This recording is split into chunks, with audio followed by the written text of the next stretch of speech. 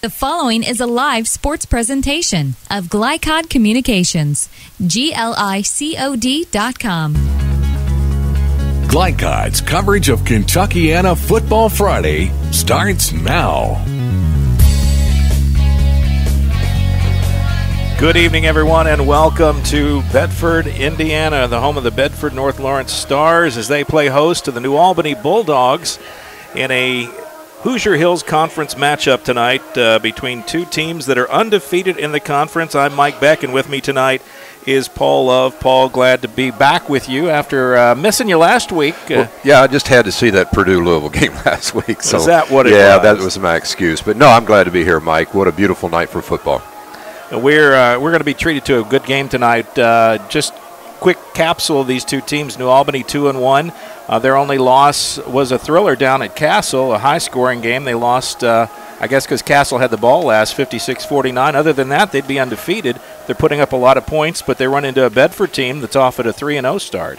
Absolutely. Both teams good. Both coaches respect the other. So New Albany averaging about 39 points per game, but Bedford-North Lawrence averages about 37 in their first three games. So, I see things as being very, very equal between the two. Should be a good ball game. Okay, we're going to take our first break. When we come back from that, we'll hear comments from New Albany coach Steve Cooley. We'll start off with him tonight and find out what he thinks about the game tonight. We'll also hear from Coach Weber. All of that and more in our pregame coverage coming at you right here on GLICOD.com. Stay with us.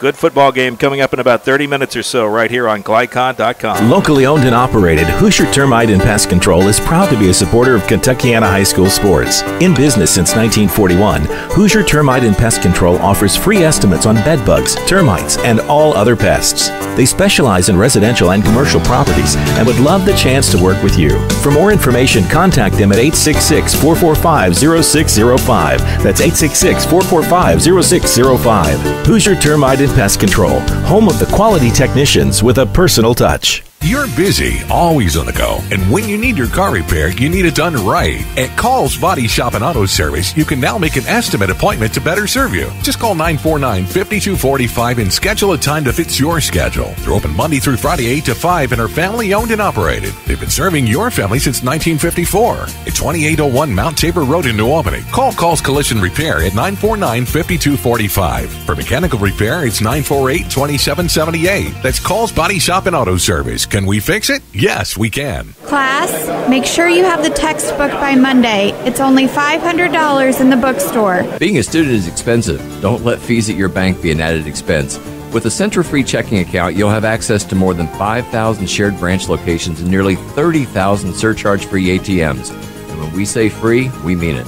Stop in at your nearest Centra location to open a free checking account or visit us online at Centra.org to open one from the comfort of your own home. Centra Credit Union, centered around you, federally insured by NCUA. Kentuckiana Insurance Center in Sellersburg protects what you love and provides security when you need it most. They're a full-service, independent insurance agency with a hometown attitude dedicated to providing superior service and the best coverage possible. A Pacesetter agency for 28 years, Kentuckiana Insurance Center was awarded Motorist Coveted Pacesetter designation, the top recognition the company awards agents. Choose a Motorist Pacesetter agent to get the protection and security you need. Motorist Insurance, you know us. Call Earl of Bonneville or Larry Shepard at 812-246-4700. This edition of Coach's Comments is brought to you by Kentuckiana Insurance Center at 110 East Utica Street in Sellersburg. Independent insurance agents for 30 years. Contact Earl Bonneville or Larry Shepard at 812-246-4700. Hello on GLICOD.com. We're at Bedford-North Lawrence High School, where the Bulldogs of New Albany, under Coach Steve Cooley, about to take on the Bedford Stars. Both teams undefeated in conference play, and expect a good game tonight. Coach, your team is 2-1. You're 1-0 in the conference.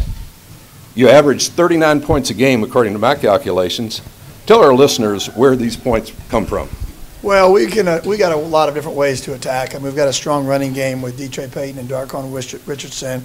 Our quarterback can sling it around. We got a young receiver named Devin Gummer who's pretty talented as well. So we've got some weapons on the outside that we can throw to. And we didn't throw much last week because the conditions were absolutely horrid down there with the downpour and the 25-mile-an-hour winds. But for the most part, we've got some weapons on offense, and it starts up front. The offensive line's done a good job the first 3 games trying to control things up front, and so if they play well tonight, we'll have a chance.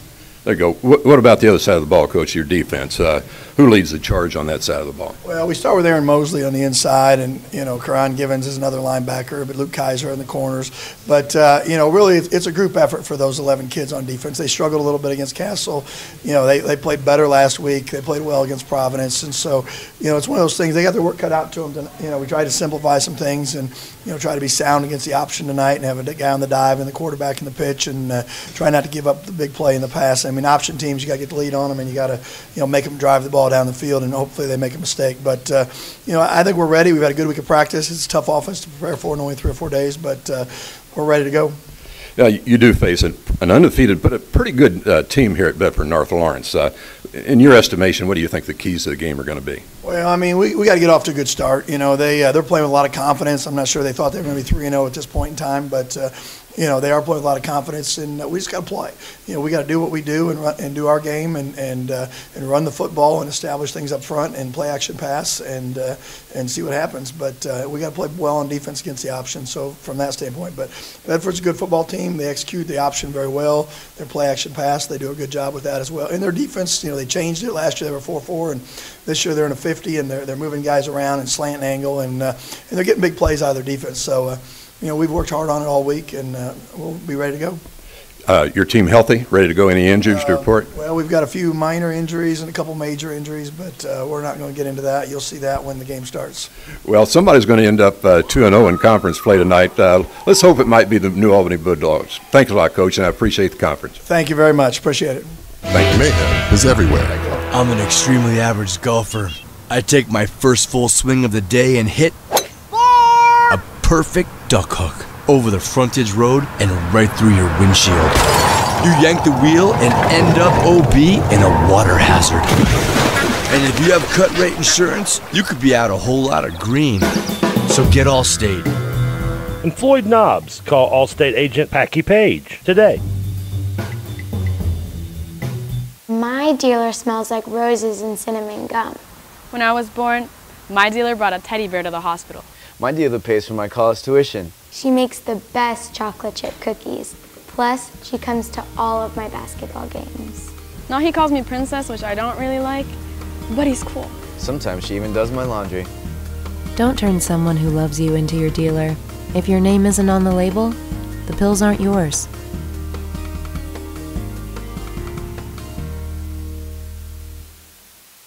You're busy, always on the go, and when you need your car repaired, you need it done right. At Call's Body Shop and Auto Service, you can now make an estimate appointment to better serve you. Just call 949-5245 and schedule a time that fits your schedule. They're open Monday through Friday 8 to 5 and are family owned and operated. They've been serving your family since 1954. At 2801 Mount Tabor Road in New Albany. Call Call's Collision Repair at 949-5245. For mechanical repair, it's 948-2778. That's Call's Body Shop and Auto Service. Can we fix it? Yes, we can. The Locker Room is proud to be a sponsor of Southern Indiana High School Sports, located in historic Jeff at 319 Spring Street. The Locker Room has been a business for over 40 years and was Southern Indiana's first screen printer. They specialize in wholesale screen printing, t-shirts, and have a full-time graphic artist on staff. No job is too big or small. The Locker Room invites you to team up with the best. For more information, call The Locker Room at 282-8600. That's 282-8600.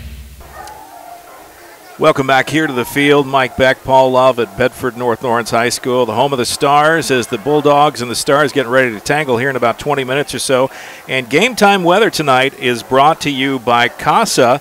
Clark County CASA. Become a volunteer and enrich the life of a child and your own. For more information, you can call 285-0743 or visit CASAVoiceClark.org. And I don't know if the Lawrence County Chamber of Commerce gets credit for this, but this is picture postcard perfect football weather tonight. Game time temperature 78 degrees, nary a cloud in the sky. Beautiful night for football. If you're anywhere near Bedford tonight, come over. You're gonna get the treat of the week. What do you think, Paul? No rain. That's the good news. Like last Friday night was, but you're absolutely right, Mike.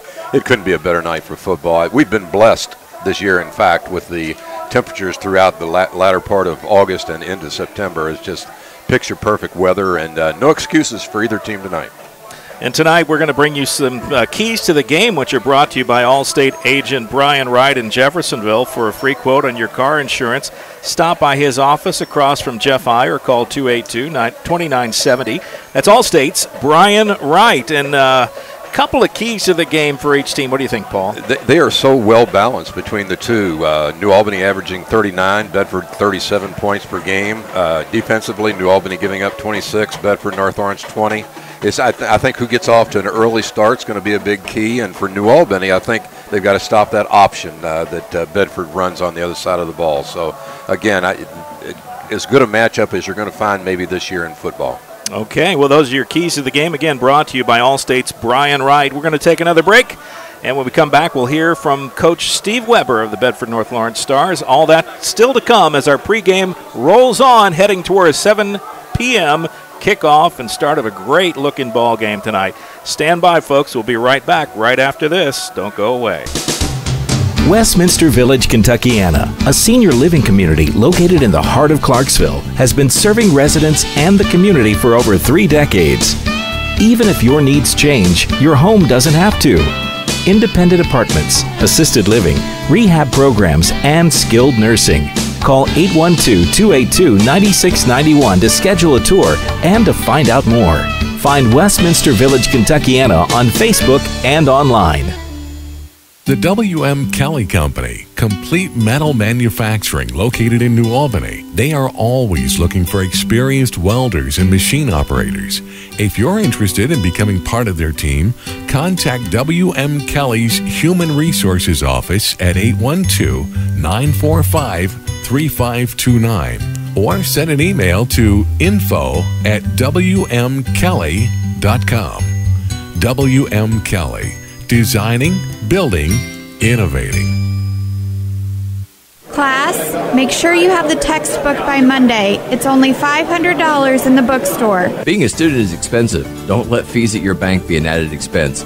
With a Centra-free checking account, you'll have access to more than 5,000 shared branch locations and nearly 30,000 surcharge-free ATMs. And when we say free, we mean it.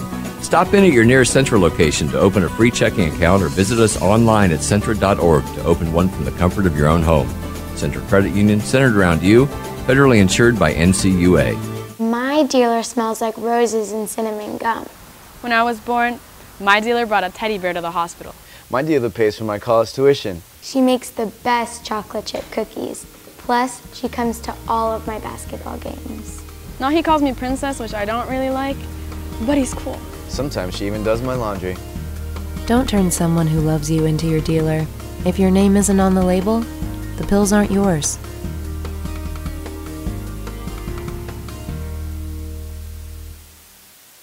You're busy, always on the go, and when you need your car repaired, you need it done right. At Call's Body Shop and Auto Service, you can now make an estimate appointment to better serve you. Just call 949-5245 and schedule a time that fits your schedule. They're open Monday through Friday 8 to 5 and are family owned and operated. They've been serving your family since 1954. At 2801 Mount Tabor Road in New Albany. Call Call's Collision Repair at 949-5245. For mechanical repair, it's 948-2778. That's Call's Body Shop and Auto Service. Can we fix it? Yes, we can. Locally owned and operated, Hoosier Termite and Pest Control is proud to be a supporter of Kentuckiana high school sports. In business since 1941, Hoosier Termite and Pest Control offers free estimates on bed bugs, termites, and all other pests. They specialize in residential and commercial properties and would love the chance to work with you. For more information, contact them at 866-445-0605. That's 866-445-0605. Hoosier Termite and Pest Control, home of the quality technicians with a personal touch.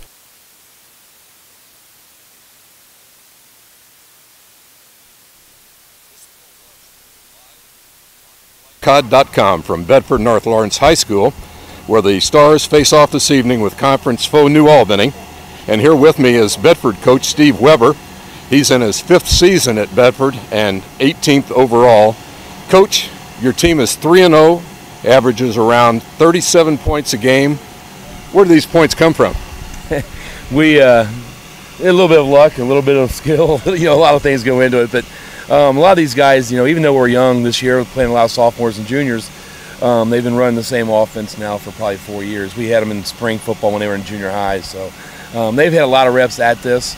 We've been fortunate to have a QB that reads the option well and some guys he can get the ball to. So I think it just comes down to a lot of guys with a lot of reps and making some good decisions right now. Well, that's great. That's the kind of players you want to have. Tell us a little bit about the defense. Don't want to forget about that. Who are your leading tacklers, and what type of defense do you run? Well, we've always been an even front defense here, but we've this year kind of switched it up and went to a 3-4 defense, try to move a little bit more. We tried to go with a little bit smaller type linemen and utilize speed and try to use angles and directions and things like that. And so far it's doing okay. We've struggled defensively here for years. There's no secret there for the last couple of years. So and again, you're down to about 20 points a game that you're giving up, scoring 39. So right. Evidently defense must be doing a pretty good job for you. Well, we're working on it. We'll find out after the game where we sit there, but we're working on it. All right, this is a conference game. Both teams are 1-0. Does the Hoosier Hills Conference, this early stage of the season, does this game have a lot of meaning? They all have a meaning. Every one of the games for us. We overlook nobody. We fear nobody, but we respect them all. But this most definitely is a game that I think the winner coming out of this will finish quite high, I think, in the conference. Well, you always got Columbus East. They're good almost every year, very good, yes. But they've been beaten this year. North got them win one game early in the season. I know everybody in this conference is chasing them. So absolutely, they usually do season in, season out. Yeah. What's your team going to have to do tonight to beat a pretty good New Albany team? A very good New Albany team. The most complete team we've faced yet. They run the ball very, very well. Great tailback. QB throws a nice ball. Got some good receivers, and offensively they make you play the whole field. Very good. So we're going to have to stop the power game and eliminate. He's going to get his yards, but eliminate the bigs for scores. I assume you mean Darquan Richardson. Yeah, everybody kind of knows his name around the league, right? We're going to have to sell that. Now, linemen are huge, good-looking kids, and the defense, I think, has a really good plan. If they run what we think they're going to run against us, a really good plan to stop kind of things we do. So a good, well-coached team. Very good. Everybody healthy tonight? Missing anybody? We're a little dinged up. I was going to say it's 4th game now, so you've had 3 games under your belt. A little dinged up. We got a lineman and a running back also / defensive back kind of hampered. So not full strength, but backups will do fine. There you go. Coach, good luck tonight and for the rest of the season. I appreciate it. Thank you very much. Thank you. Appreciate it. Many children in your community need a voice. That's why you should volunteer for CASA, court-appointed special advocates who stand for the best interest of abused and neglected children involved in the court system. CASA volunteers are ordinary community members, and as a volunteer, you'll receive plenty of training and have lots of resources to help you with your cases. For more information or to become a volunteer, contact your local CASA office or visit casaforchildren.org. Westminster Village, Kentuckiana, a senior living community located in the heart of Clarksville, has been serving residents and the community for over 3 decades. Even if your needs change, your home doesn't have to. Independent apartments, assisted living, rehab programs, and skilled nursing. Call 812-282-9691 to schedule a tour and to find out more. Find Westminster Village, Kentuckiana on Facebook and online. Class, make sure you have the textbook by Monday. It's only $500 in the bookstore. Being a student is expensive. Don't let fees at your bank be an added expense. With a Centra-free checking account, you'll have access to more than 5,000 shared branch locations and nearly 30,000 surcharge-free ATMs. And when we say free, we mean it. Stop in at your nearest Centra location to open a free checking account or visit us online at Centra.org to open one from the comfort of your own home. Centra Credit Union, centered around you, federally insured by NCUA. Locally owned and operated, Hoosier Termite and Pest Control is proud to be a supporter of Kentuckiana High School sports. In business since 1941, Hoosier Termite and Pest Control offers free estimates on bed bugs, termites, and all other pests. They specialize in residential and commercial properties and would love the chance to work with you. For more information, contact them at 866-445-0605. That's 866-445-0605. Hoosier Termite and Pest Control, home of the quality technicians with a personal touch.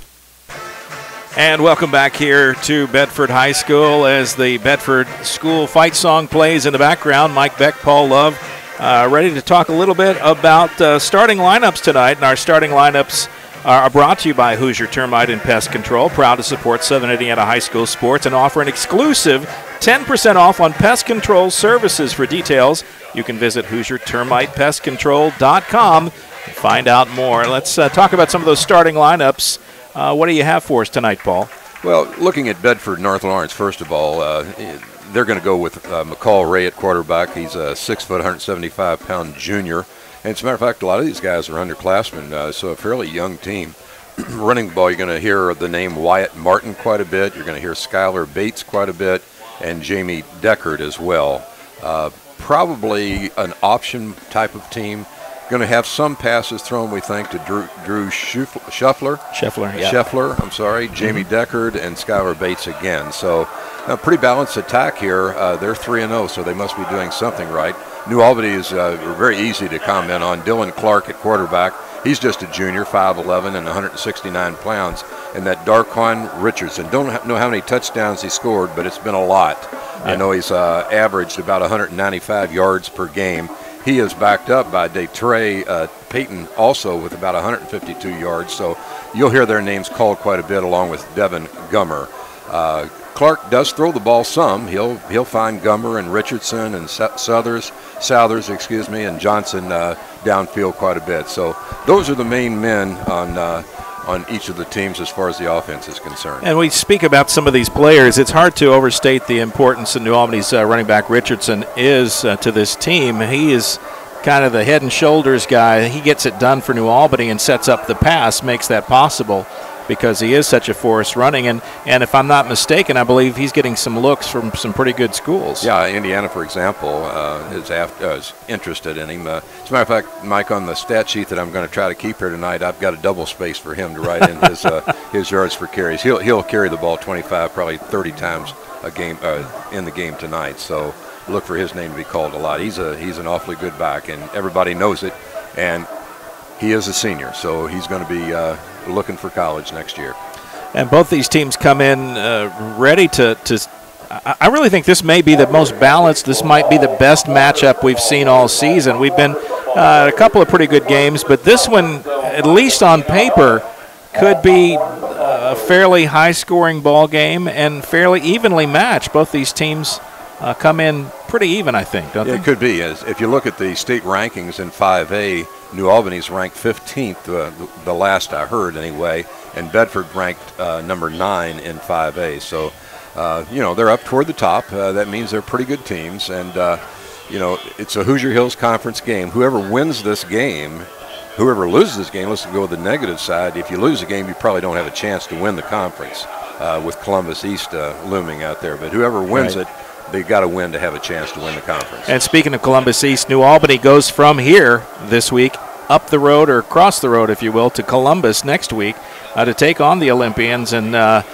if they want to have a chance to make that game meaningful, they've got to make this one meaningful first. Absolutely, absolutely. We're looking for some names. I always like to highlight the captains of the teams. They met at midfield and didn't see who won the toss or who's going to get the ball first, but New Albany represented by Devin Gummer, Sean Harbert, Joel Myers, and Aaron Mosley. Bedford represented by their quarterback, McCall Ray, number 7, number 2, Jamie Deckard, Jacob Hobbs, and Wyatt Martin. Those are the guys that probably going to see a lot of action tonight. And number 52 for the Bulldogs, Adam Mosley. We'll call his name a lot probably on the defensive side of the ball. Coach Cooley specifically mentioned him as one of the anchors of that New Albany defense, and if they're to win, he's going to have a good game tonight. Absolutely. New Albany won this game last year on September the 9th. 1 year ago, almost to the day, 35-21. So Bedford got a little revenge on their mind. They're the home team tonight. Yeah. All right. Well, we'll take a break. We'll be back right after this, and we'll be very, very close to kickoff. That's still to come here on GLICOD.com. Stay with us. Dr. Carter's office, Annette speaking. How may I help you? From your very first call through your dental exam and recare appointments, the warm personal care from Dr. Todd Carter and his friendly staff at Carter Family Dentistry will put you at ease. Dr. Carter can take care of you and your family's dental needs, from gentle cleanings to complex procedures. Call Annette or Joyce today at 812-944-5155 and see why 5 generations of patients still return to Carter Family Dentistry, located on Mount Tabor Road in New Albany. Locally owned and operated, Hoosier Termite and Pest Control is proud to be a supporter of Kentuckiana High School sports. In business since 1941, Hoosier Termite and Pest Control offers free estimates on bed bugs, termites, and all other pests. They specialize in residential and commercial properties and would love the chance to work with you. For more information, contact them at 866-445-0605. That's 866-445-0605. Hoosier Termite and Pest Control, home of the quality technicians with a personal touch. Hi, this is Sheriff Jamie Knoll of the Clark County Sheriff's Office, reminding you to please buckle up, wear your seatbelts, and refrain from texting while you're behind the wheel. Your safety is our priority. Enjoy the game. GLICOD Communications presents Kentuckiana Football Friday. Tonight's game is brought to you by Centra Credit Union for banking and financial services that are centered around you. By Hoosier Termite and Pest Control, quality technicians with a personal touch. By Kentuckiana Insurance Center, independent insurance agents serving Sellersburg for 30 years. By Clark County Sheriff Jamie Knoll, who reminds you not to text and drive. By W.M. Kelly Company in New Albany, designing, building, innovating, and now hiring. By Voinier's Auto Air in Jeff. By Our Place, providing drug and alcohol education services throughout southern Indiana. And by Allstate agents Brian Wright and Packy Page. They put you in good hands. Now to the field for all the action of Kentuckiana Football Friday from GLICOD Communications. Just a couple of minutes away from kickoff. Mike Beck and Paul Love here on a beautiful night for football, a beautiful night to be anywhere really here. But hopefully you're here with us tonight. And if you can't be here, you're watching online to GLICOD.com for our coverage of this game. You've got some information there I'd love to share, so go ahead. We talked about similarities between these two teams, and if you go over their first 3 game scores, Bedford-North Lawrence beats South Dearborn 33-6 in their opening game. New Albany beat Providence 34-0, so it's really close. And for both teams, there was a shootout in their second game. New Albany losing to Castle in the last minute, 56-49. But look at that score at Terre Haute with the Bedford Stars, 44-41. And then closing it out, New Albany beats Jennings County 28-14 last week, while Jeff was while Bedford beat Jeff 35-14. So again, if you're seeing it like I do, these scores are very comparable for the first 3 games. That's right, and interesting that it's a score. Maybe the most interesting score to me of all was the Jeffersonville score against Bedford, because I thought Jeff maybe was a little better than they appear to be tonight based on that score. I thought that game was going to be closer or maybe even a toss-up, but it clearly wasn't, 35-14. Well, like we said, there's no excuses for play tonight. The sun is shining, nice, cool temperature, beautiful field, and just really 2 well-matched teams out here tonight. And you can see it's a tradition here at Bedford of the team walks in through the crowd across before they go down the field and then come in through their inflatable helmet. So a nice, every school has their own set of traditions. This is one for the Stars as they move down the field. And you can see they'll be coming out there in just a moment. Again, you got a turf field here. That's not an artificial turf, and you got the big star out in the middle so that you know that you're at Bedford. Yeah, and then the Bulldogs, they enter on the opposite direction. They're coming in. And we'll give you a shot of that as well. Kind of like the gladiators coming down for action. That's right. And they're about to get at it. And we're just moments away from the kickoff as the teams take the field. The referee's on the field as well. And crowd starting to fill in here. Bedford's, they've acquitted themselves well. They've got a nice crowd for the home team. New Albany folks, I guess they are a little slower tonight.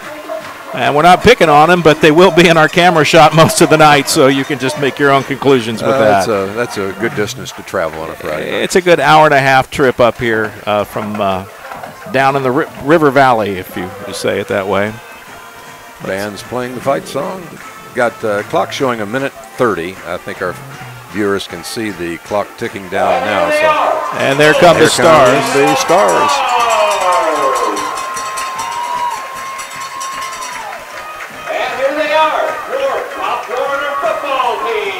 And the Pop Warner teams come running out on the field as well. They're the far corner. There you go. I see a couple tackles out there. I know that. Yeah. Some big kids. Some big boys. Future linemen, for sure. Well, in just a minute, we're going to find out who did win the toss or who's going to have the ball first. That might make a difference, too. Interesting. There's a lot of deferrals on that coin toss, and I'm just curious how it works out. To me, I'm the contrarian. If the other team wins the toss and defers to me, I'm going to kick because I assume they want me to have the ball first, and I just like to be contrary like that. Well, I don't know how it works out game after game, but having the ball the last part of the first half and then having it right away to start the second half can be an advantage. Yeah, typically it's at least the logic behind it. A beautiful night for football here. Bedford, very hospitable. Athletic Director Callahan has been very friendly, very good to us. They have a great facility here. The only knock on it, and you'll notice this throughout the broadcast tonight, is that our camera position is actually on one long counter that stretches the entire length of the press box. So if anybody leans on it, moves, shakes, wiggles, there you go. you're gonna know it, folks. It's not an earthquake. We're not in Mexico. Again, speaking of Mexico, our thoughts and prayers go out to the folks down there. All the disasters in the country. Yeah. We can see the captains now that we read their names earlier out. We're going to find out who's going to win the toss and who's going to get the ball first in just a moment. And the Stars in red, Bulldogs in the white jerseys with the black pants. Speaking of disasters, I know a lot of people preparing for Hurricane Irma as it approaches Florida. We want to send our thoughts and prayers out to the folks down there that may be trying to watch tonight or trying to evacuate would be a wiser move. Right. But New Albany won the toss and they deferred, so Bedford going to get the ball first. Bedford with the ball first, and we'll find out what the Bulldog defense can do after they kick it away here. High school football, a nice distraction from all the chaos around us, at least. Out west, you have fires in 4 states. You had a hurricane in Texas, one coming to Florida, earthquakes in Mexico, dogs and cats living together. Well, it surprises me the number of people that are affected by that have relatives or friends in those areas, and we pray for all of them. I know it's going to be a hard one in Florida. Yep. Right here tonight, perfect weather as we wait for the kickoff between the Bulldogs and the Stars, just moments away. And this may be an easy game to call simply because they have jerseys where I can read numbers at a distance. And that's I'm probably going to send a gift card to Starbucks to one of these coaches just to say thank you. Short scrub kick hits the player in the face mask. He finally falls on it. That's number 28. For the Stars, and he covered the ball. That's Dylan Standifer, an up back on the kicking team, and he covered the ball after it hit him in the face. 36-yard line. So not a bad starting position. Bulldogs come out in a 4-3 type defense. See what this option Stars offense is all about. They call it the triple option. That usually means there's a lot of fake handoffs, a lot of ball movement. We'll see what happens. Ray in the shotgun. And we'll get this thing underway. Takes a snap, hands it to the, nope, keeps it, runs the option to the right side, gets around the corner, and he's going to pick up a first down. That's number 34, Skylar Bates, and we'll be calling his number a lot tonight. Skylar Bates, the tailback, trailed Ray around the right corner. Nice run. 18 yards. Pretty good option play for the first play of the game. Good start for the Stars. 1st and 10, ball at the 46-yard line. In New Albany territory. One play. Change the field position. Ray, quick drop back, pass out to the right side. It's going to be good for about 6 or 7 yards before he's wrestled out of bounds. That's Esteban Flores. Flores, the kicker, and he's being looked at by a number of schools. He's got a pretty healthy leg on him for a short guy, but also gets in the game as a receiver, and he made a reception there for, say, 7 yards. It'll be 2nd down and 3. One pass, one run. That's a balanced attack so far. Man in motion. And a handoff to the fullback. 88, that is number... Wyatt Martin. Martin. 5'10", 195 pounds. Moves the chains, first down to the 34-yard line, and this is a pretty good-looking drive from Bedford. Question was, would the Bulldog defense find a way to stop this offense from Bedford-North Lawrence? So far, the answer, no. Yeah, right. Not yet. It's early.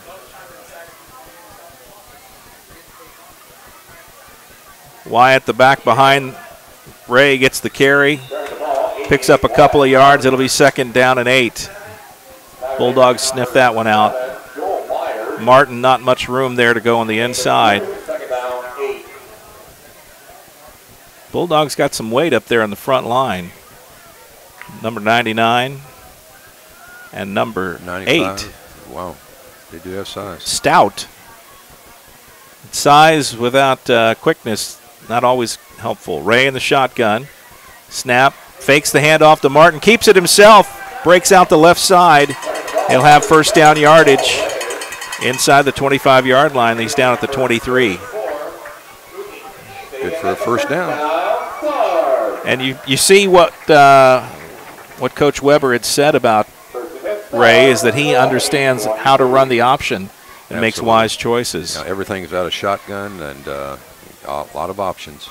Gives him a chance to see the defense unfold starting back a little bit. A lot of times that option offense is run under the center. In the shotgun, Martin behind him. Fakes the handoff, pitches around the right side inside the 10-yard line before he's tackled. And another 1st down. It's going to be 1st and goal, Bedford. Bates with the carry. Another 16-yard carries. That's 2 carries for Bates, 18 and 16 yards. So they're just eating the ground up. That option also works well because the offensive line is getting the blocks they need to make and holding them just long enough for holes to open up. It's giving 15 yards, ball on the 7-yard line. 1st down. Ray with the option, pitches it out, almost tackled in the background, Jamie Deckard. In the backfield, I should say, not the background. Deckard. See where they're going to spot this one. 1st carry for Deckard. Spotting the ball on the 6, giving him 1 yard. 2nd and goal from the 6. We'll try to keep the camera as steady as possible. But it's like trying to hold still when the herd of elephants is passing by. It's not easy. Ray calls the signal, keeps the ball, decides to run it himself, cuts it up, and he's across the goal line. Touchdown. McCall Ray, he carries it 6 yards for the 1st score of the night. Bedford-North Lawrence takes the opening kickoff and marches 66 yards, or 64 yards, I should say, down the field for a touchdown. McCall Ray pops it in. Flores lines up for the point after. We'll get a good look at him here.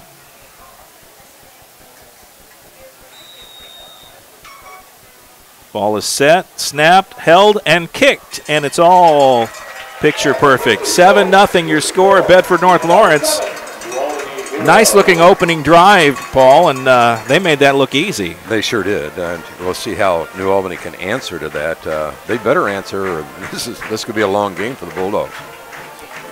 Well, they have an answer, I believe, in running back number 28, Richardson. Richardson, absolutely. We'll see if Bedford can slow him down any at all. They know he's going to get his yards, as Coach said in the interview, but you just can't let him run amok for long gains. I've always been of the theory, if you give him the yards but you don't give him the points, you still win the ball game. There you go. So, doesn't do you any good to have a 300-yard running game if you can't pop it in the end zone. I imagine the defensive coordinators over there having a chat with the defense right now. Well, they've got to solve this problem. The option is, again, I think you pointed out the fact that McCall is really good at reading and knowing when to keep, when to pitch. And that's what the option is all about. Flores to kick off. Deep for the Bulldogs is Payton and Goomer. Flores, if he lives up to billing, may put this back in the end zone for a touchback. We'll find out. Both Payton and Goomer are threats to return the ball and take it to the house. So, interesting. What will they do? He puts it up. Out of bounds, penalty. And we're going to have a penalty flag. I think they were offsides as well. So, this one's going to come back. Yep, offsides. They'll move it back 5 and kick it again. I did not like New Albany's kick. It was a squiver, but it didn't travel very far and gave the Stars excellent field position on the 36-yard line to start the game. This is definitely a break for the Bulldogs. That kick would have been out of bounds. They would have had good field position either way, but because it was offsides, technically it's not a play. And I think the rule is the same in high school, is it not? Yeah. That if you kick it out of bounds, that's a penalty. Yes, that is. Okay. And you get really good field position with the ball at that point. Really, 40 or something like that. Yeah. So we'll kick it again. Flores gets a mulligan thanks to a zealous kickoff specialist. There's the kick. This one nice. To the hands of through the hands of Payton. Decides not to touch it. Goes out of bounds. And good decision, really was. Ball was kicked in the same spot the first one was. Yeah. It must be their desire. Trey Payton wisely decided not to touch the ball, let it go out of bounds, and that penalty will give the Bulldogs field position at the 35-yard line. So 15-yard penalty.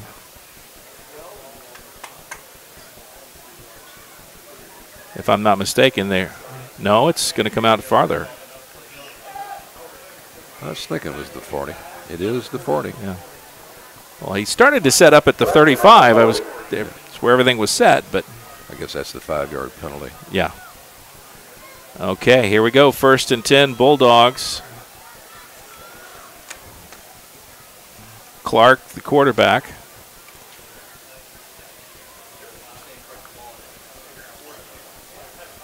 And behind him is Goomer and Richardson. We'll see who gets the first touch.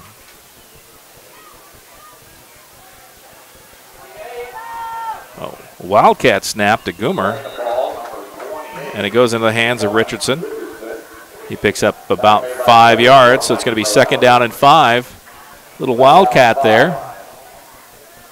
Instead of the snap to the quarterback, it went straight to Goomer. Well, that's a tendency to get the ball in his hands as much as you can. So. Well, we're doing the same thing this time. Goomer's lined up at the quarterback. Delayed handoff to Richardson. Breaks through the first wave. Nice run out across the 50-yard line down at the 45. 10-yard gain on that carry, and that's a 1st down for the Bulldogs, and they're marching down the field now. Like you said, might be a big offensive. Who has it last? Yeah. Where's the defense? Goomer, quarterback, takes a shotgun, hands off to Darkwan Richardson. Gets nice blocking and finds his way through the pile. Moves the pile down to the 40. Another 5-yard gain. That's like clockwork.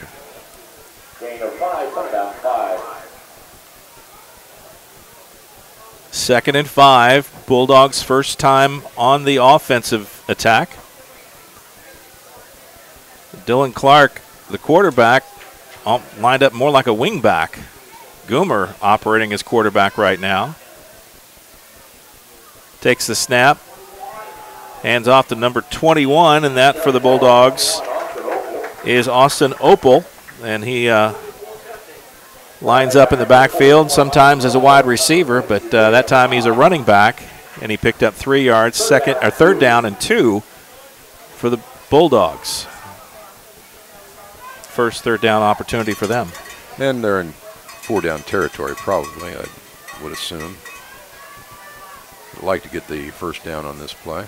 Goomer hands off to Peyton. Peyton goes right side.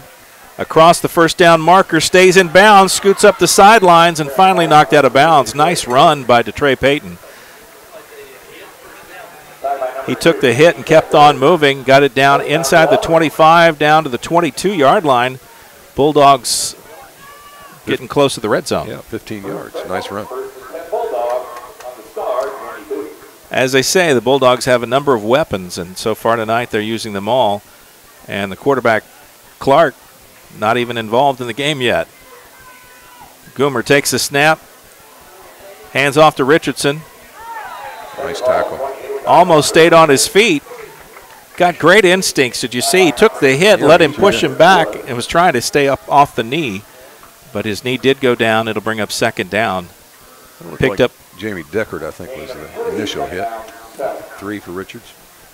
Second down and 7. That's the shortest run he's had tonight. Goomer with the snap. Hand off to Richardson again, right side. Reads his blockers very, very well. Gets in there behind him. Just follows them ahead. Another first down for New Albany. And it depends on where they spot it. Is it inside the 10? If it is, it's first and goal, and that's what we got. New Albany first and goal, ball just inside the 10-yard line. Goomer with the snap. Hands off to Richardson. Dances around to the right side. Finally taken down, I believe, inside the 5-yard line. And they'll spot it right at the 5-yard line. Second and goal from the 5.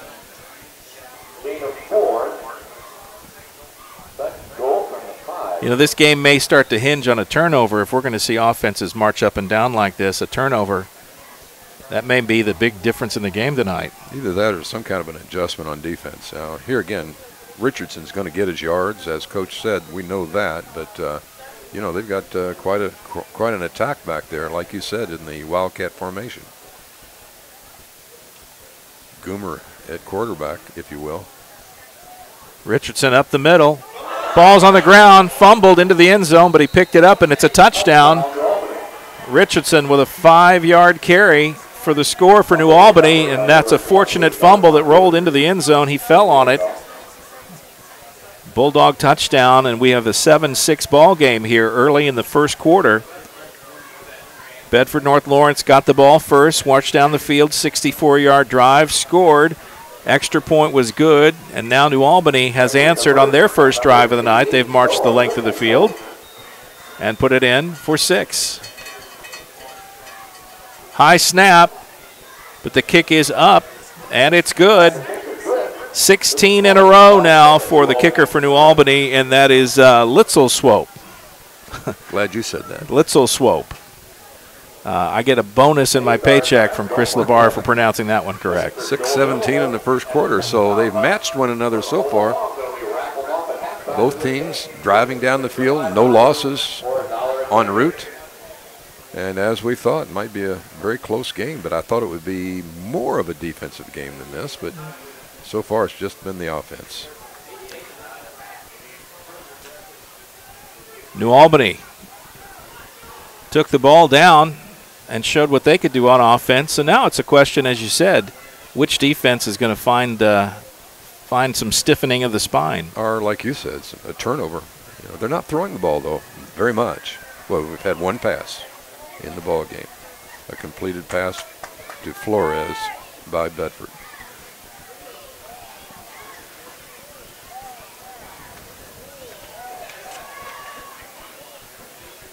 Bulldogs line up for the kick. Opal will kick off for the Bulldogs, number 21. Also involved offensively and defensively, so he's a all-around utility player for the Bulldogs. He approaches, and another squib kick. That's not, it's almost like an onside kick. Very close to being one. Going to get excellent field position for the Stars again. It's like right at the 40-yard line. Yeah, that's an interesting call, but that's what it is. Ball at the 40-yard line. Basically, you give up 15 to 20 yards on your kicking game by doing that, but perhaps you get the ball one time out of 10, and it's worth it. Can't imagine that was an onside kick at this stage of the game, however. I don't know. Just kicked it. McCall Ray in the shotgun, man in motion. Ray keeps it himself, and he'll get 1, maybe 2 yards. Bulldogs sniff that one out. 2nd down and 8. That almost looked like a broken play. It did look a little he was awkward. trying to fake the handoff, and that person wasn't there, so he kept it himself. It's not much of a fake when the guy you hand off to isn't there. You're not going to fool many people. Wyatt lines up behind Ray. Deckard in the slot to the near side, Esteban Flores. And the handoff is to Martin, number 88. He goes ahead a couple of yards to the 45-yard line. They'll give him 3. 3rd down and 5. New Albany's got the Stars in a 3rd and 5 situation. Be a great time to get a stop here because you're definitely in a punting situation at this point, at least at this place on the field. New Albany in their 4 front. Big guys up front there. Ray fakes the handoff to Martin, drops back, puts it up, finds his receiver Deckard, who catches the ball right at the 40-yard line. Nice pitch and catch. First down, Bedford on a nice-looking play. Ray had all kinds of time to make a pass there. He sure did. Great Good protection by the line. 15-yard gain on the play. And, again, 2 for 2 is McCall Ray. When he needs to pass it, he's very effective, it seems like. He started as a sophomore last year, and you could see flashes last year that this kid's something special, and he's showing it tonight. Option. Bates with the ball, and he's going to be drugged down from behind, tackled by 52, Mosley. Aaron Mosley, the big middle linebacker and the leader of the New Albany defense. He gets there, but not before we get a 1st and 10. Ball down to just inside the 30-yard line. That was Bates again on the carry, was it not? It was Bates. 3rd time then. He's 18, 15, and 10, so gobbling up the yards. Well, they put him in motion. They swing him back around, and you can't tell if he's got it. By the time he's got the ball, he's at full speed. Now the motion man is Deckard. Fake the handoff. A little miscommunication there. Martin thought he was taking it. Ray thought, no, I want to keep it. Ray won that battle, but he ended up losing the war. He only picked up 2 yards and kind of a broken, ugly play. Took one on the chin there at the end, too. Good tackle. Yeah, that's the thing about an option. You know, you got to be smooth. You got to, you know, he tried to handle off. He did a belly series, as you will, to the up back and kind of hung on too long. Well, about 1.5 yards on that gain. 2nd down and 8, we'll call it. Martin lines up right behind his quarterback. It's going to be a quick pitch out to the Flores on the right side. And that's going to be enough for a 1st down once again. Across the 20 to the 18-yard line. Bedford offensively calling all the right shots so far. Very effective run-pass game. New Albany just doesn't seem to have an answer defensively right now. Well, inside the box, they've got that pretty well covered, so everything's happening on the edges and in the air. Ray fakes the handoff and throws a pitch. It's a fumble, and this is going to be a turnover. We talked about that. A big break for the Bulldogs is number 55 for New Albany. And you have that in front of you because I've got 27 stacks of paper here. 55 is Coran Givens. He's a 5'9", 177-pound linebacker for the Bulldogs. Another junior. Mm-hmm. And but we talked about turnovers being a difference maker in the game.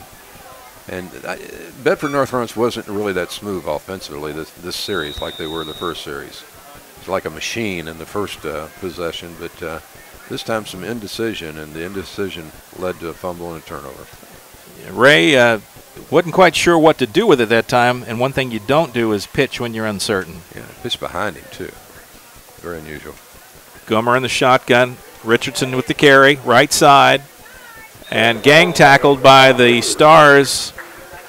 If he gets anything, it'll be, he got 2 yards out of it.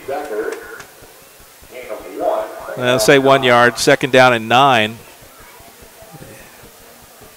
Bulldogs calling the number of Darquan Richardson.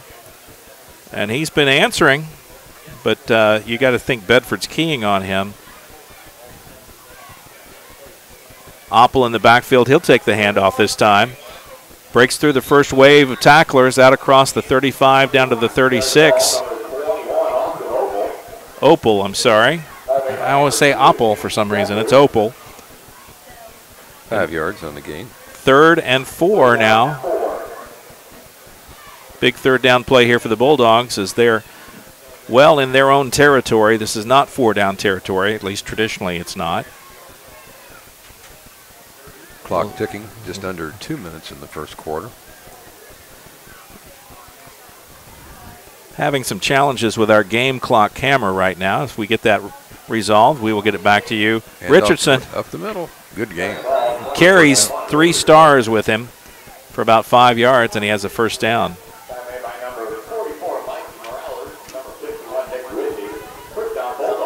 I'm glad we got to see the Bulldogs. That's the only time they show up on our schedule this year.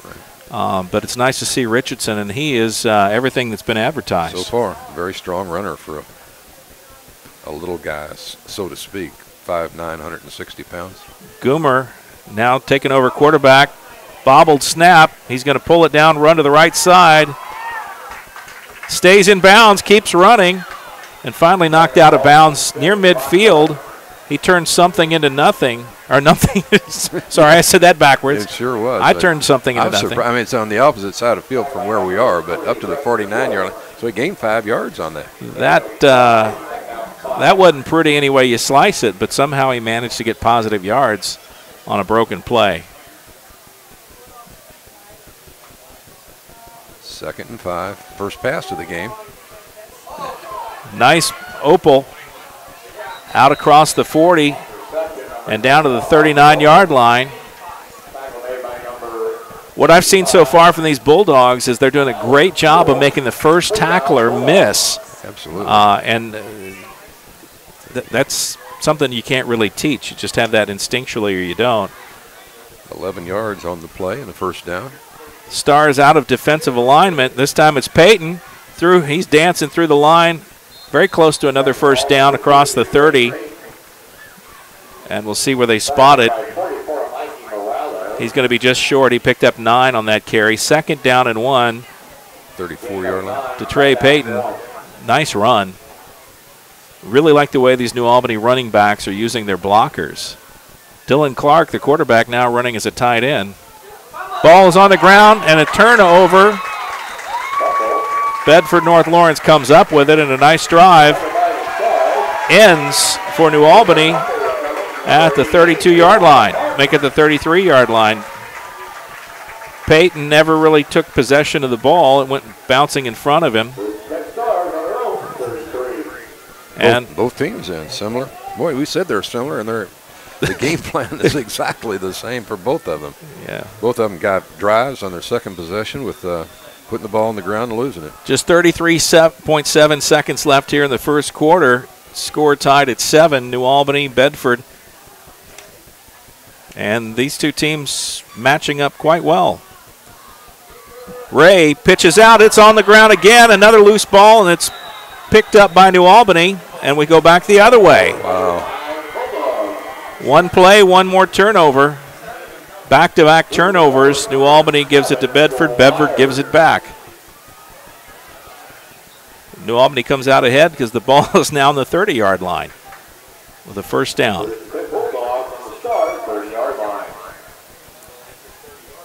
The option's great. Got to make it work, though. It's the execution is not there. 3 fumbles in this game already. Goomer hands off to Richardson. Sure-handed. Nice run inside the 20. He'll be taken down at about the 17-yard line. First down, Bulldogs into the red zone.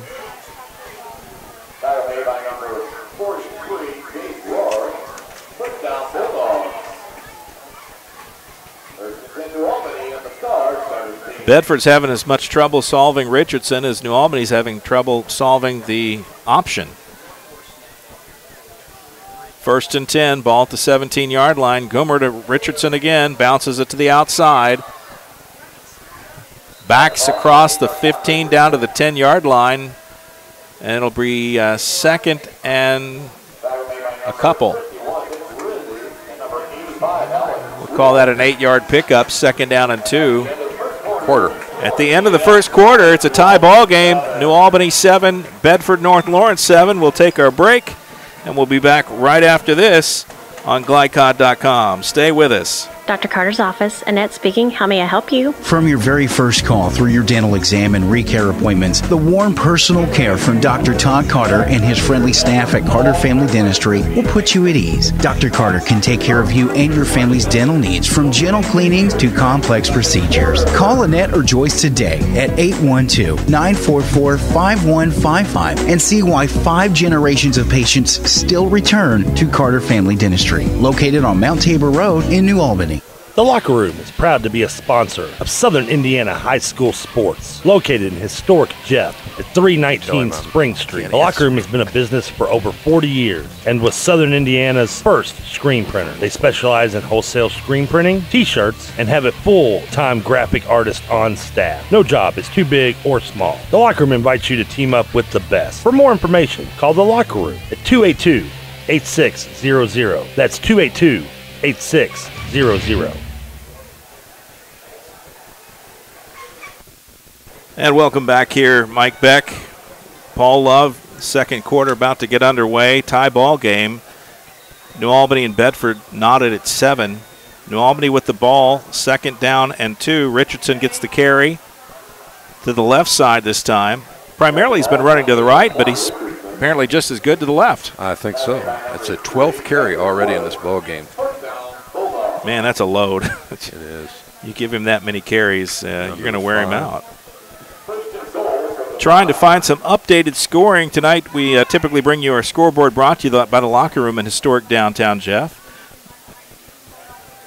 Fakes the pass. It's a run, and very close to the goal line is Richardson. He's down just inside the 1. It'll be 3rd and inches for a touchdown. Locker Room in historic downtown Jeff. They're the premier screen printing and embroidery place in the area. Stop by or call 282-8600. Problem is tonight our scoreboard spotter, Steve Bird, lives in Florida and has been mandatorily evacuated due to Hurricane Irma and is unable to communicate with us right now. So we would keep him in our prayers as Richardson carries and pushes ahead for a Bulldog touchdown. Bulldogs take the lead, 13-7. But Steve normally is feeding us information throughout the game, and he's not able to do that because he is evacuating to a hurricane shelter, and we pray for him and all those in Florida.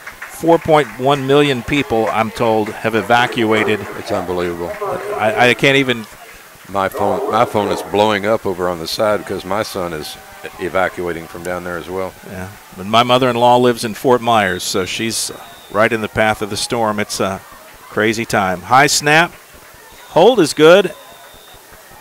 And the kick is good. New Albany extends their lead 14-7 here early in the second quarter. 11-12 in the second quarter, and the Bulldogs take the lead. Turnovers so far the difference in the game. Absolutely. Three altogether, 2 against the Stars and 1 for New Albany. No surprises in Darquan Richardson carrying the ball. See, I've got him down for 6, 8, 10, 14 carries just into the second quarter. Map that out. It's going to be a 40-carry night for him if that's who they keep going to.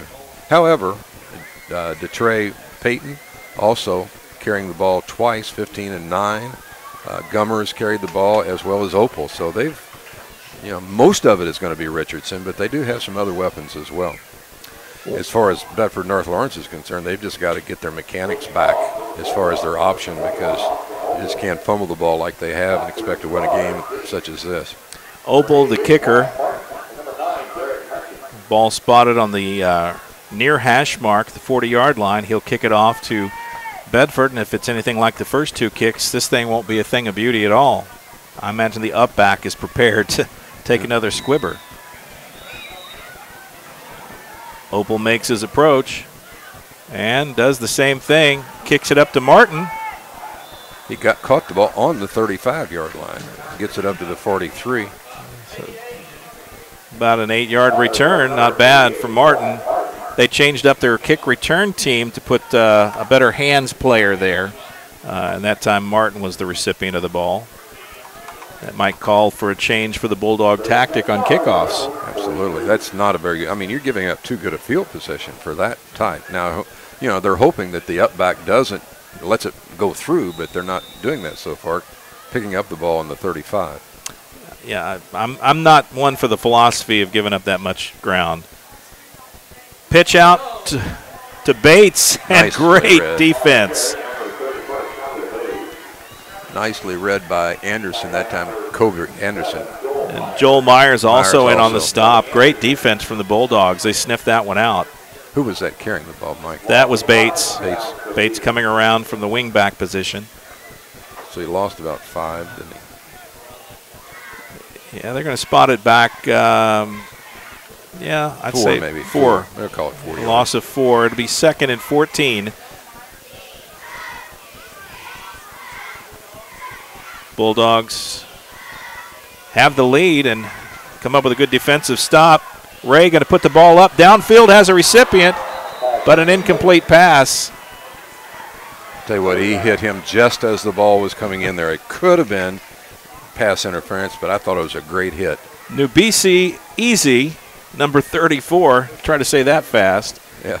And nice play. Timed it well because there was no flag. And he was open, too. I mean, but that'd be a tough catch to make with that kind of pressure. Now you got a tough spot here. Bedford in a 3rd and 14. And all of a sudden things aren't going the way they went in the first series. Man in motion is Deckard. Short pass out to Martin, and that's not going to go anywhere but backwards. They'll lose a yard or 2. And it'll bring up 4th down. This may be a punting situation. We'll see if they decide to kick it away. 4th and 16. And the punt team comes on the field. I'd have to think they're going to punt this one. They thought about it for a second or 2. No way. Coach Weber, he waved him off. Esteban Flores, the kicker. Find out what kind of leg he has as a punter. Going to hit the ball from around his 25-yard line. High snap, goes up to get it. And a nice kick. This ball carries all the way back. Oh, no. Hits at the 15. And that's a mistake by the Bulldogs. That ball is down inside the 10 at the 7. Why don't you catch that ball? And number 18 for the Bulldogs was Luke Kaiser on defense. And about a 56-yard punt with a roll. Yeah, that was a mistake. Kaiser with a pick 6 earlier this season against Providence and showed good form there. But this time, you catch the ball. Might have gone over his head. He might have thought, well, it'd be a tough catch to make. I think he thought maybe he'd get the roll into the end zone, which he didn't get. Maybe next time he'll be a little deeper on the kick. Not many kickers have the leg that Esteban Flores has, and that may be the first time they've seen that. Well, they've seen it, but surely they've scouted it, so we'll see. Going to snap the ball near the goal line. Goomer running a quarterback tonight. Hands off to Richardson, right side, and he's thrown down, maybe a loss of a yard on the play. Back to the 6-yard line. Richardson, he's been a workhorse, but he's got to be tired. Too early in the game to be tired. 9:05 in the second quarter. He's carried, what, 14 times? Yeah, if that made 15, I do 15. believe. Well, he's getting a workout. Oh, he actually lost a yard on that. Yeah. 2nd and 11. New Albany down. They spot that at the 6-yard line. Snap. Richardson. Or is that Opal? No, it is Richardson. Kid couldn't see the number. Could just see a white jersey. Richardson gets it out across the 10 to the 14-yard line. It'll bring up 3rd and 5. Big play here for the Bulldogs. They need a first down.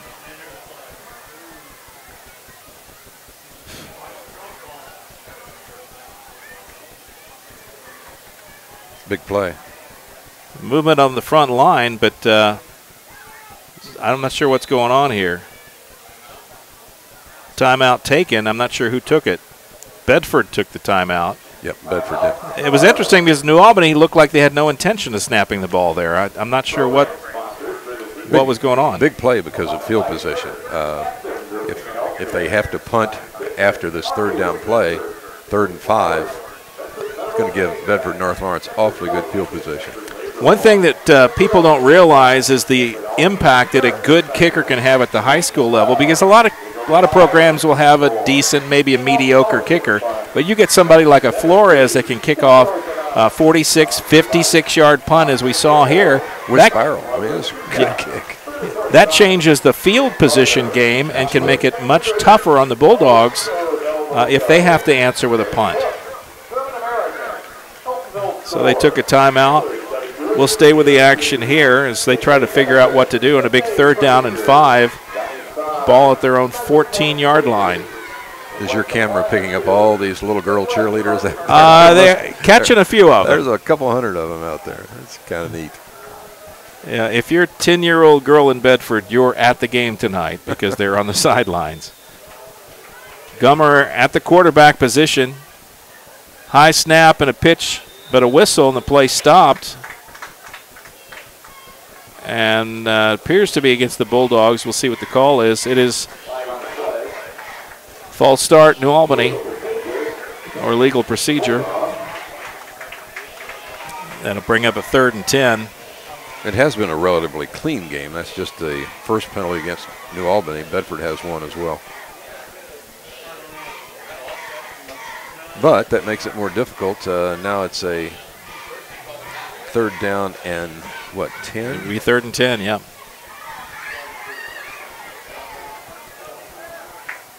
Just short of 10 yards is what they need, so. You'd think passing play or passing situation, but with Richardson, I don't know that it'd do that.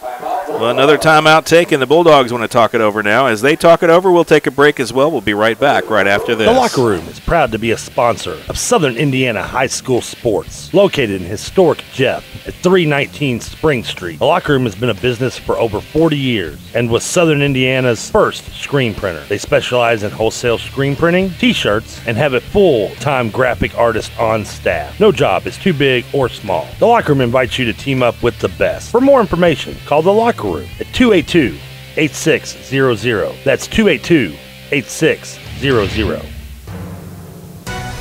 GLICOD.com is the premier online source for the most in-depth coverage of high school sports. From the best in play-by-play events to real-time score updates and a gallery of the area's top performers, GLICOD.com is a must-click for more on your favorite team. Browse and watch video, audio, live, and archived. That's GLICOD.com. Follow us on Facebook and Twitter too at GLICOD.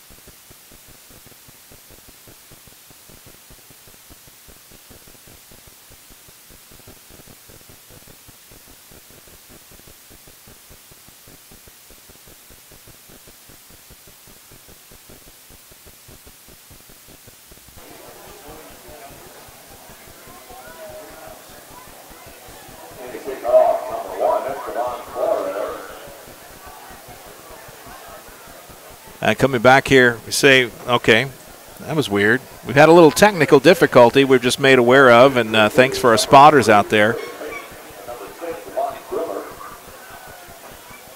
Every once in a while, things go awry in an environment like this, so I appreciate the feedback.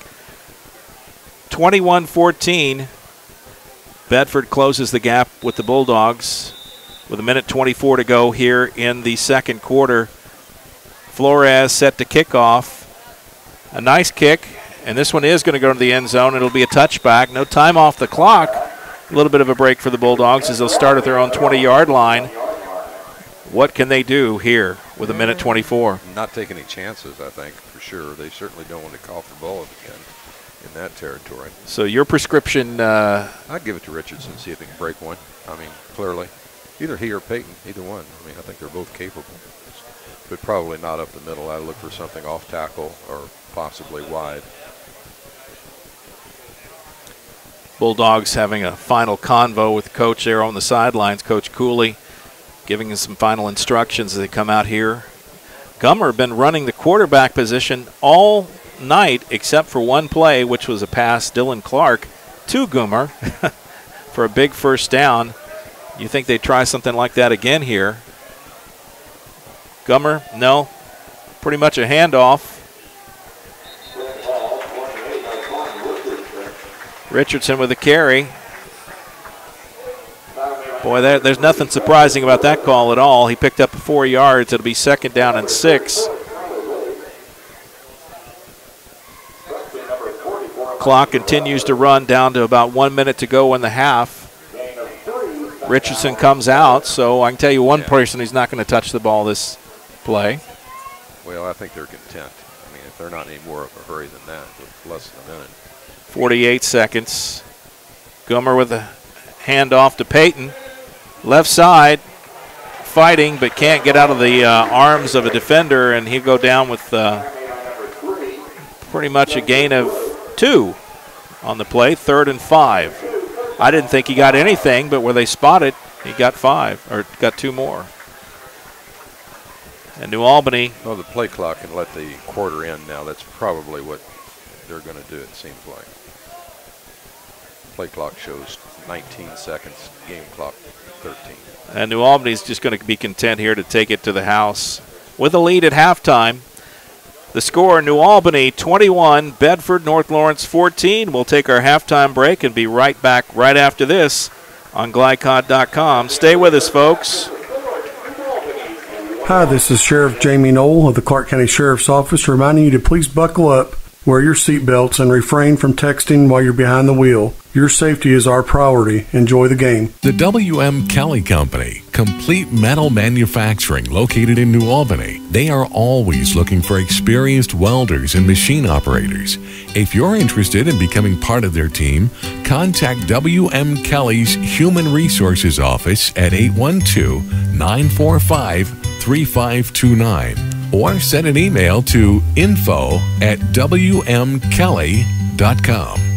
W.M. Kelly, designing, building, innovating. Westminster Village, Kentuckiana, a senior living community located in the heart of Clarksville, has been serving residents and the community for over 3 decades. Even if your needs change, your home doesn't have to. Independent apartments, assisted living, rehab programs, and skilled nursing. Call 812-282-9691 to schedule a tour and to find out more. Find Westminster Village, Kentuckiana on Facebook and online. Whether your car needs a routine fix or an important repair, you'll want to take it to Vonyers, family owned in Jeffersonville since 1981, with old-fashioned values including honesty and integrity. Vonyers is dedicated to giving your car the best possible service in the industry. That's why service is our product at Vonyers, located at 1903 Dutch Lane in Jeffersonville. Call 812-283-6215. That's 812-283-6215. Online at Vonyers.com. Kentuckiana Insurance Center in Sellersburg protects what you love and provides security when you need it most. They're a full-service, independent insurance agency with a hometown attitude dedicated to providing superior service and the best coverage possible. A Pacesetter agency for 28 years, Kentuckiana Insurance Center was awarded Motorist Coveted Pacesetter designation, the top recognition the company awards agents. Choose a Motorist Pacesetter agent to get the protection and security you need. Motorist Insurance, you know us. Call Earl of Bonneville or Larry Shepard at 812-246-4700. Class, make sure you have the textbook by Monday. It's only $500 in the bookstore. Being a student is expensive. Don't let fees at your bank be an added expense. With a Centra Free checking account, you'll have access to more than 5,000 shared branch locations and nearly 30,000 surcharge-free ATMs. And when we say free, we mean it. Stop in at your nearest Centra location to open a free checking account or visit us online at Centra.org to open one from the comfort of your own home. Centra Credit Union, centered around you, federally insured by NCUA. Tonight's halftime report is brought to you by Centra Credit Union, centered around you. Find out about online banking and other services by visiting Centra.org. And welcome back here as our halftime coverage gets underway. Mike Beck and Paul Love here at halftime. And Paul, let's kind of recap what you've got here as far as stats for us. Absolutely. Bedford-North Lawrence, I have them carrying the ball in the first half 17 times, gaining 79 yards. 7 carries for McCall Ray and 36 yards. 4 carries for Wyatt Martin and 10 yards. 4 for Bates, 29. 1 for Deckard, 1 yard, and Woods with 1 carry and 3 yards. Total, again, 17 carries, 79 yards on the ground. Did better passing, 7 completed passes, 3 to Deckard, 1 to Bates, 2 to Flores, and 1 to Woods. 7 catches, a total of 55 yards. Total for the first half for the Stars on 24 plays, 134 yards. They had 3 penalties, a total of 25 yards. It's all Richardson for New Albany as we look at his stats. He carried it 22 times in that first quarter and a total of 113 yards on the ground. DeTrey Payton also carried the ball 5 times, gained 52 yards, 3 nice carries. Gummer 1 for 5 and Opal 2 for a total of 8 yards. So on the ground, 30 carries compared to the 17 for Bedford due to their fumbles. 30 carries, 178 yards for the Stars. Excuse me, is that right? No, for New Albany. I'm sorry, wrong team. 30 carries, 178 yards. Only 2 completed passes, a total of 51 yards. One of those, a 40-yard pass catch by Devin Glummer. New Albany penalized twice for a total of 20 yards. So we have, 4 fumbles, 3 lost fumbles, and yes. Total of 5 touchdowns. 3 for New Albany, all by Richardson, by the way, and 2 for the Stars. Ray got 1 on a 6-yard run, and Bates got the other on a 7-yard run. Halftime score, 21-14 New Albany. All right, we'll take another break. We'll be back with more halftime coverage right here on GLICOD.com. Stay with us, folks. Class, make sure you have the textbook by Monday. It's only $500 in the bookstore. Being a student is expensive. Don't let fees at your bank be an added expense. With a Centra Free checking account, you'll have access to more than 5,000 shared branch locations and nearly 30,000 surcharge-free ATMs. And when we say free, we mean it. Stop in at your nearest Centra location to open a free checking account or visit us online at Centra.org to open one from the comfort of your own home. Centra Credit Union, centered around you, federally insured by NCUA. Mayhem is everywhere. I'm an extremely average golfer. I take my first full swing of the day and hit a perfect duck hook over the frontage road and right through your windshield. You yank the wheel and end up OB in a water hazard. And if you have cut rate insurance, you could be out a whole lot of green. So get Allstate. And Floyd Knobs. Call Allstate agent Packy Page today. My dealer smells like roses and cinnamon gum. When I was born, my dealer brought a teddy bear to the hospital. My dealer pays for my college tuition. She makes the best chocolate chip cookies. Plus, she comes to all of my basketball games. Now he calls me princess, which I don't really like, but he's cool. Sometimes she even does my laundry. Don't turn someone who loves you into your dealer. If your name isn't on the label, the pills aren't yours.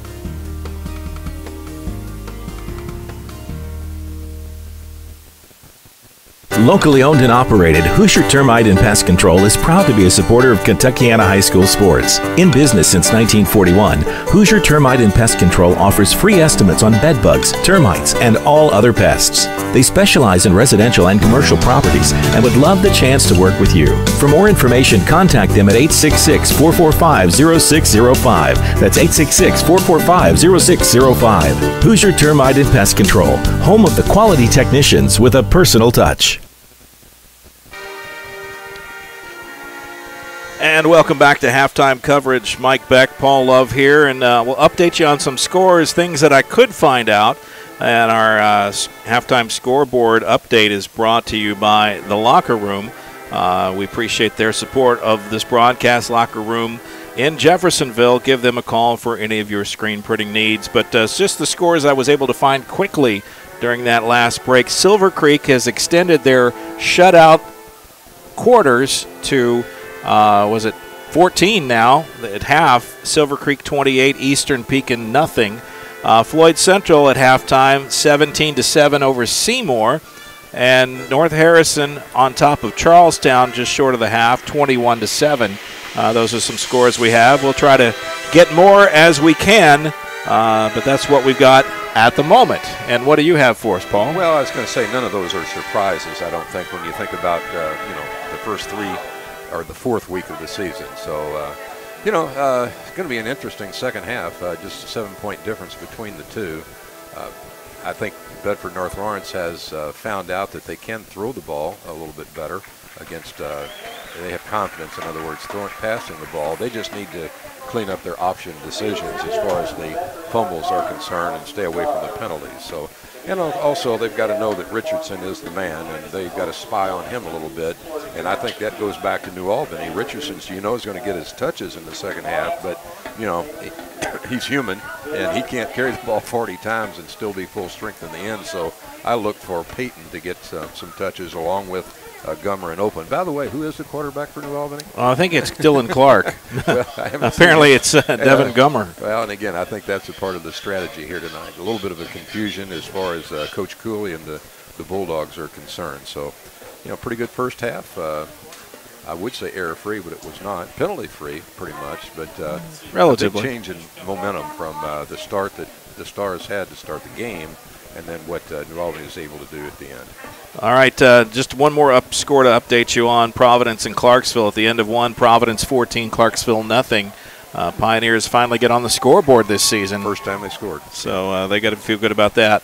We'll go ahead and take another break, and when we come back, we'll be closer to the second half. So that'll be good. We'll be right back right after this on GLICOD.com. You're busy, always on the go, and when you need your car repaired, you need it done right. At Call's Body Shop and Auto Service, you can now make an estimate appointment to better serve you. Just call 949-5245 and schedule a time that fits your schedule. They're open Monday through Friday 8 to 5 and are family owned and operated. They've been serving your family since 1954. At 2801 Mount Tabor Road in New Albany. Call Call's Collision Repair at 949-5245.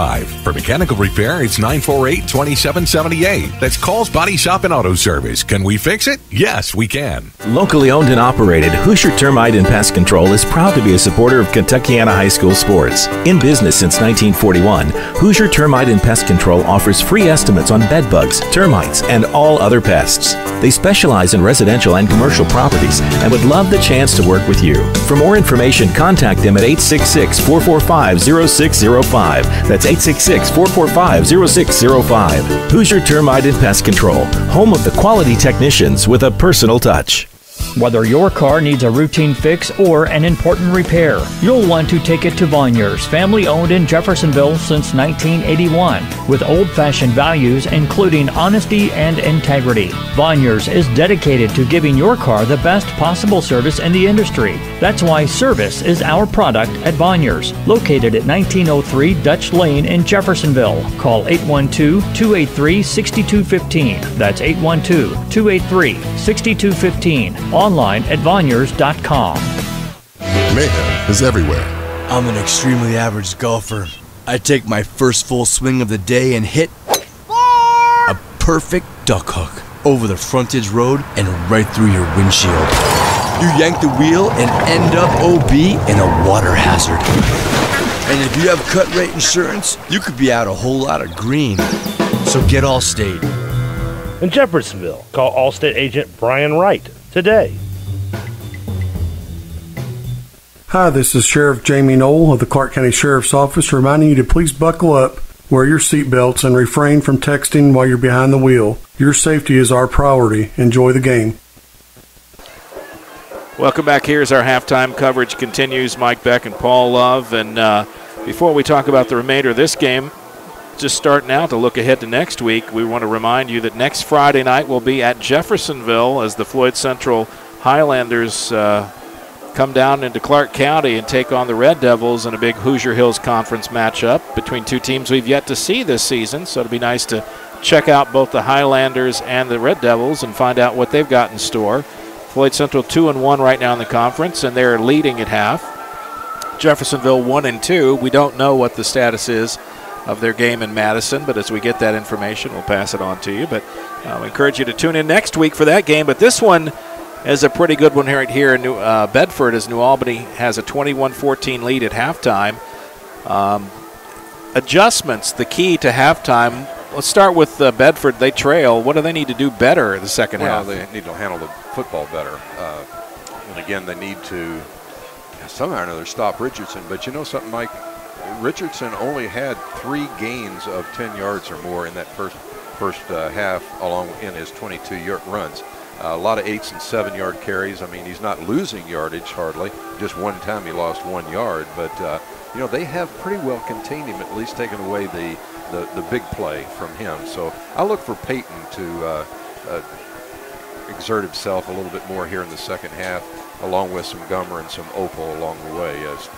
So New Albany, again, they've got to be pleased being up by 7 at halftime, and more of the same as far as they're concerned. I think, again, Bedford-North Lawrence needs to take a look at the passing a little bit more, because their passing yardage is better than New Albany's passing yardage. They're 7 catches and 55 yards. So, you know, we'll see what happens.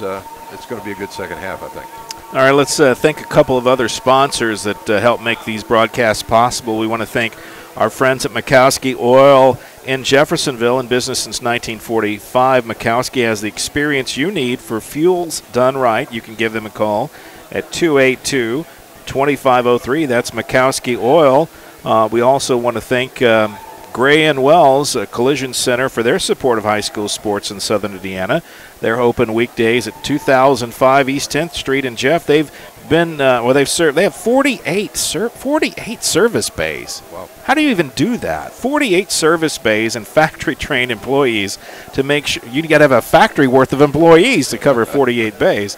To make sure your car won't be off the road for long. It's Gray and Wells Collision Center. And Jeff, they, along with so many other sponsors, make these games possible, and we really do appreciate their support.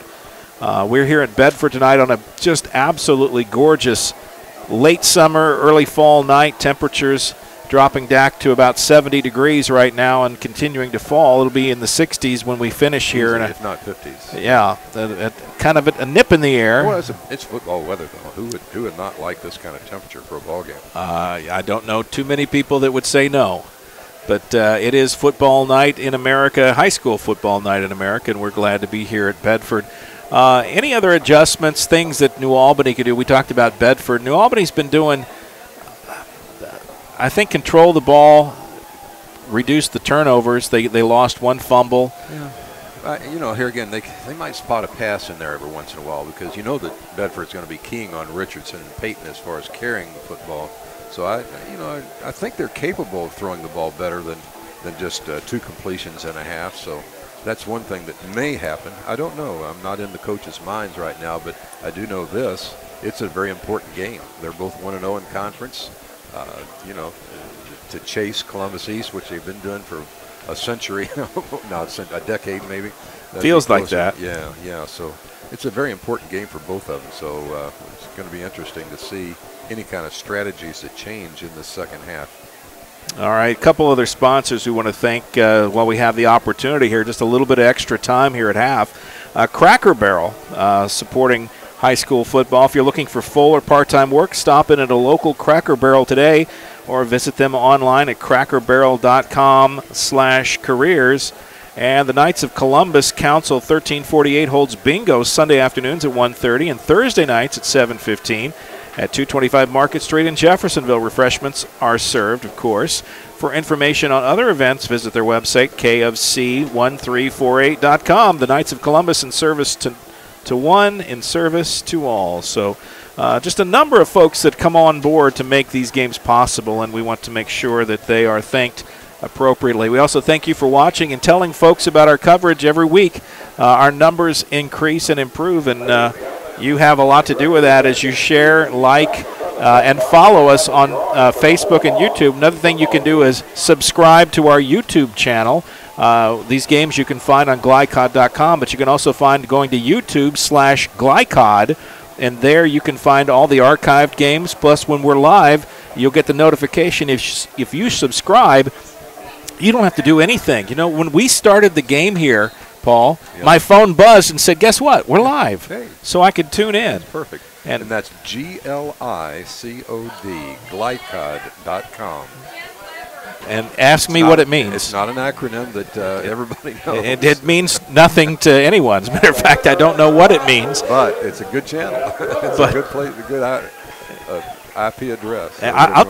I'll tell you what it means. It means the perfect place for high school sports. Absolutely. Throughout southern Indiana. And perfect night. Yeah. Wow. Doesn't get any better than this. How about that for a recovery? But both teams going through their stretching protocols. They have to do that. It's something the IHSAA mandated a long, long time ago and hope to prevent injuries. I don't know if anybody's ever done any studies or surveys to find out, does this actually help?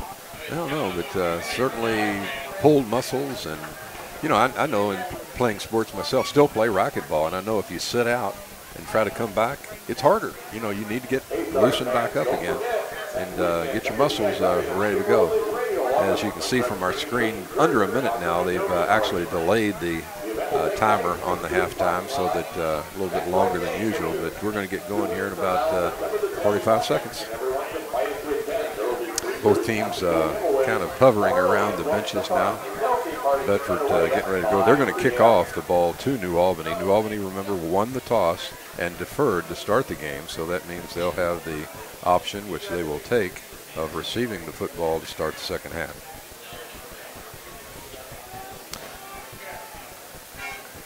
Trying to get the camera focused in here, and hopefully we'll be able to get you that information on the screen. A lot of technical issues we're working on here to try to make these games better for you week in and week out, and these some challenges we're facing, but we're working through it. Well, I'm just happy that Mike Beck is the one that's handling the challenges, not Paul Love. I just get here, write some stats down, and watch the game. But sometimes it's hard to see through this double glass window up here, so I need help sometimes in identifying who that runner was. Yeah, well, the issue is our clock camera works, but the counter constantly moves, so I can't keep it focused and trained on that, and as a result, we may just forego it this evening. As much as I would love to keep it on there, we'll keep telling them how much time's left. We'll do the best we can, folks. So, and here we go. I can tell you this: it's 12 minutes to go in the third quarter. That much I can tell you right off the bat. Litzel Swope, the sophomore from Bedford, has pretty good foot. He's been putting the ball down around the 5-yard line each time.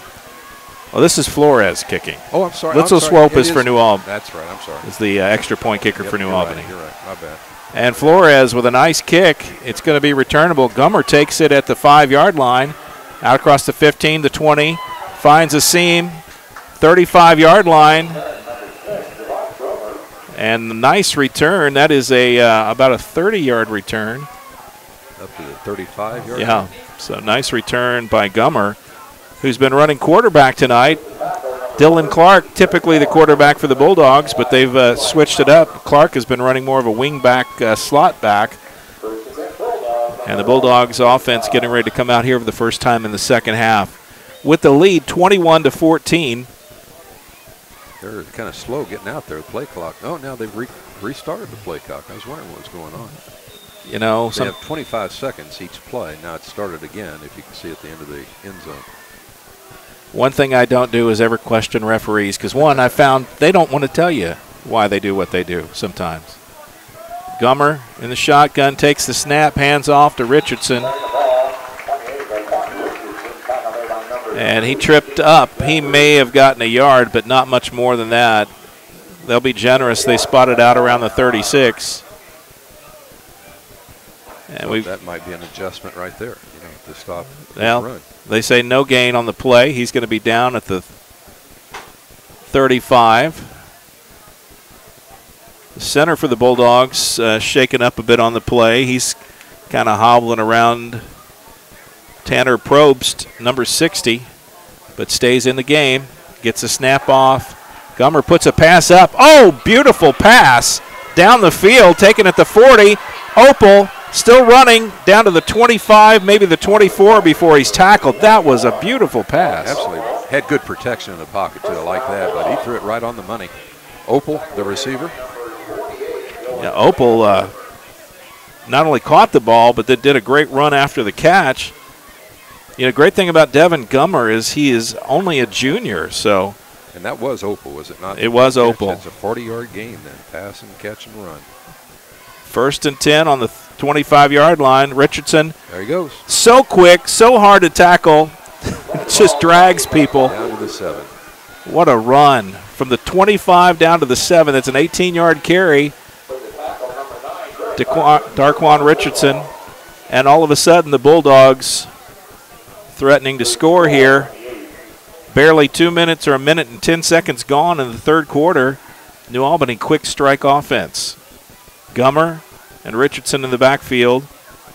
Hand off to untouched almost. Just barely touched. Darquan Richardson carries it 7 yards, and the Bulldogs add to their lead 27-14 with 10:37 to go in the third quarter. Well, we know what they talked about at halftime. Well, and also remember, one of the big plays of that series was that long pass and catch by Opal. So we talked about the fact that they could mix some of that up. It would be to their benefit, and it was. It's great to ride on the shoulders of Richardson. He's a great back. He's one of those backs you really do want to feature multiple times. But if you can mix in the pass, Litzel Swope with another kick and another extra point, 19 in a row now. Bulldogs 28. Bedford-North Lawrence 14. Now Bedford on their heels going to have to answer a quick strike Bulldog drive that only took a minute and 23 seconds. Wow. Litzel Swope. Litzel Swope. Hey, just a sophomore. Got good legs, though. Why isn't he kicking off? I don't have a clue. Litzel Swope. It sounds like a condition you get when you're in Germany. I caught the Litzel Swope, That's Wiener Schnitzel. Oh, yeah, you can catch that too. Yeah. But well, that was a quick strike drive from the Bulldogs. When they had a minute 24 to go in the half, we're thinking, well, they'll just be conservative, run out the clock.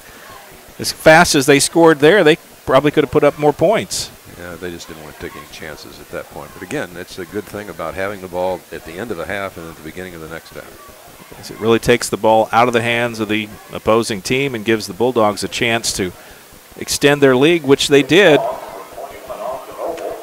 Main ball carriers for the Stars are the quarterback himself, Ray, on the option, and then Martin carried the ball 4 times and Bates 4 times in that first half. Not many yards, though, just 79 yards on the ground in the first half, 17 carries.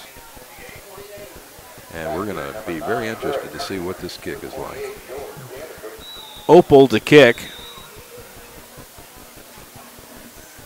And another squib kick taken by an up back. 35-yard line. That's Martin. Martin out to about the 45.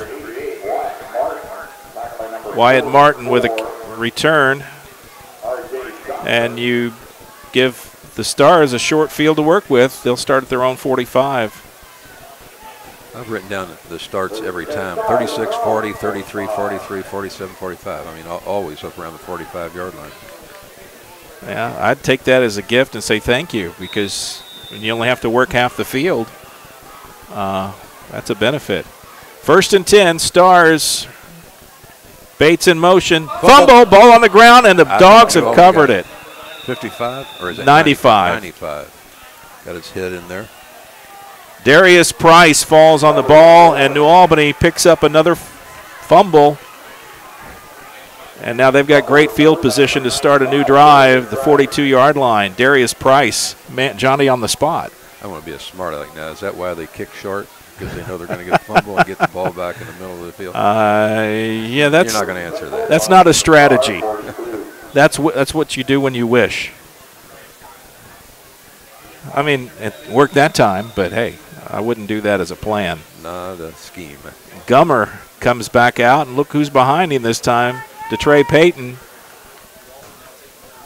Richardson, he's over there still on the oxygen tank, I think. Payton with the carry, left side, and a nice run. Gets it across the 40 to the 39-yard line. They're going to mark him down at the 40. Picks up 3. 2nd and 7.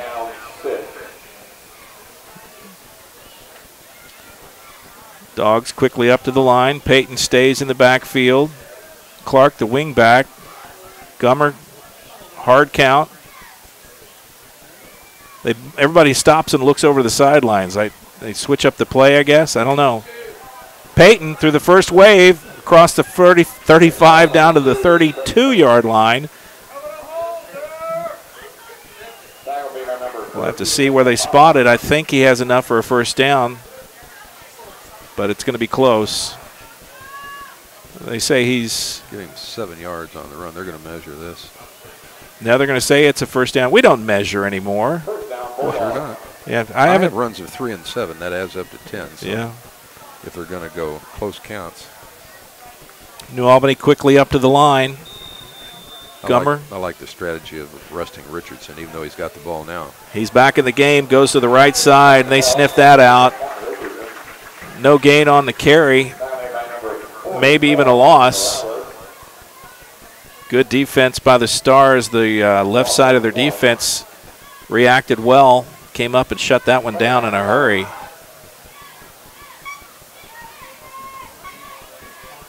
Richardson stays in the game. He's lined up in the backfield. Gummer, the quarterback. Clark, a wing back. Opal lined out, split far to the left. Richardson goes to the left. Lost his footing. Not able to get traction and turn it up. Lose a yard again. So third and 12.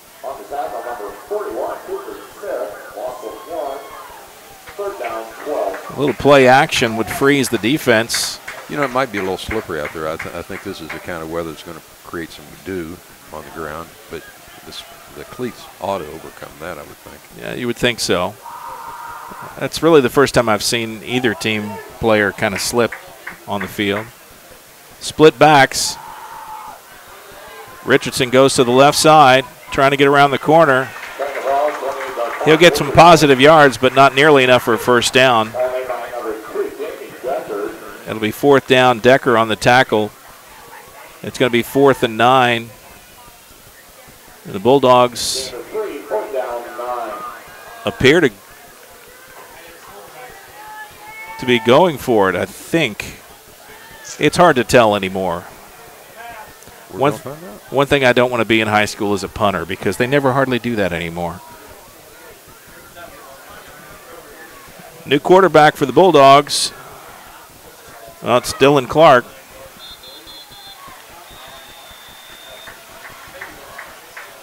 And a timeout taken by New Albany. That'd be a hard decision. Ball on the 31-yard line. You could pin them back inside the 10, maybe. Decent kick. Well, we've not seen a kick yet, have we? No, we haven't. The Bulldogs take a timeout. We'll take one as well. We'll be right back right after this on GLICOD.com. Stay with us. My dealer smells like roses and cinnamon gum. When I was born, my dealer brought a teddy bear to the hospital. My dealer pays for my college tuition. She makes the best chocolate chip cookies. Plus, she comes to all of my basketball games. Now he calls me princess, which I don't really like, but he's cool. Sometimes she even does my laundry. Don't turn someone who loves you into your dealer. If your name isn't on the label, the pills aren't yours.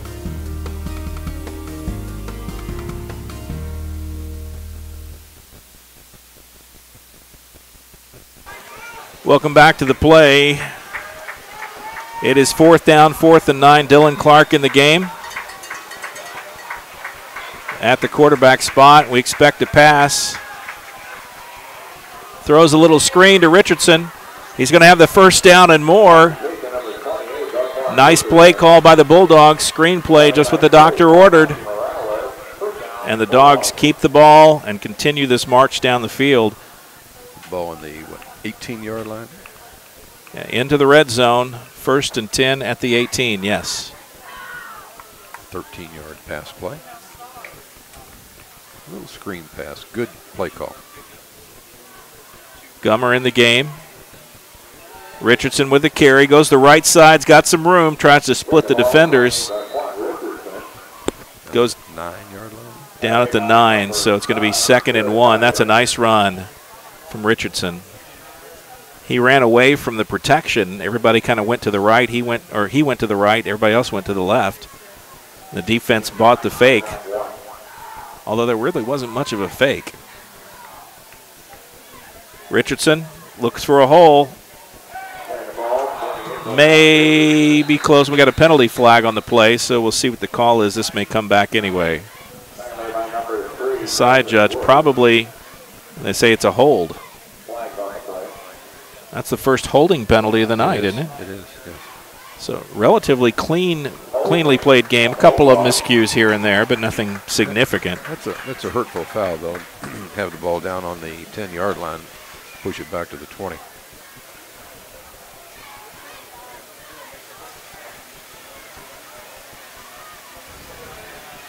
Down is, I think, the 2nd down. So it is 2nd down and about 11. 6:39 to go. 28-14. New Albany on top. Bedford-North Lawrence trailing since the 7-0 early lead. And we got another flag. Now all of a sudden, Kleenex everywhere on the field. Where do you get yellow hankies at anyway? I haven't seen them in Dillard's. Another procedural call, 5 yards. Going to make that 2nd and 17 now. Well, the Bulldogs going the wrong way. Hurting themselves on this drive. This is a big drive here. If they can punch this one in, they go up by 3 touchdowns. They'd feel pretty good about that. Gummer in the quarterback slot. Richardson behind him. 2nd and 17. Fake the handoff. It's a pass. And it's incomplete. Thrown short to the right side. And Malachi Peters couldn't get to the ball. And now 3rd and 17. Dylan Clark comes out on the field. I believe one of the reasons he's not playing tonight is because he's favoring that right ankle.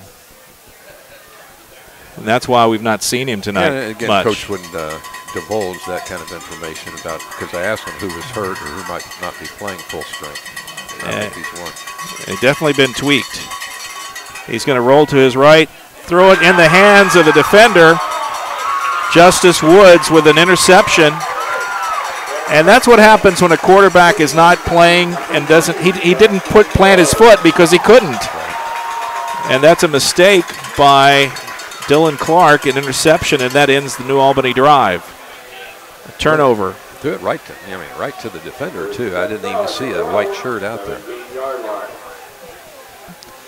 Big turnover for Bedford as they stop the New Albany drive deep in their own territory. So we had a fumble and a pass interception. So back to the first half where they're trading turnovers. Like you said, that would have been a big scoring opportunity for New Albany here halfway through the 3rd quarter. Well, it was clear Clark didn't plant. He just kind of jumped and threw, and when you do that, you just don't get enough on the ball. Ray keeps it, goes the right side now as their pitch. And Bates with the carry across the 20-yard line out to about the 23. So they give him Deckard. Oh, was that Deckard? I'm sorry. So they're putting the ball on the 5-yard line. 5 yards on the carry. Ball on the 22. Long field for Bedford. They're not used to starting that far back. They've been starting on the 45-yard line. 5:38 to go, third quarter, 28-14, New Albany advantage. Bedford with the ball. Man in motion is Deckard, goes back. Now he takes the handoff. Bulldogs try to stop him. Mosley, among others, stops him short of a first down. It's going to be third and a long one. New Albany really hoping to get a stop here because this is definitely punt territory if they can come up with a fourth down play. Big third down play for the Bulldogs. Big third down drive here. Can they keep it going?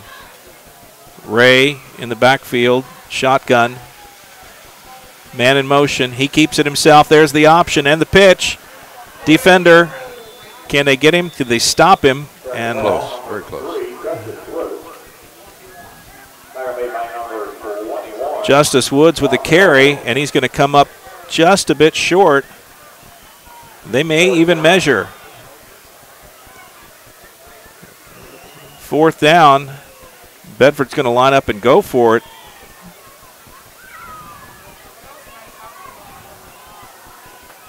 Risky play here.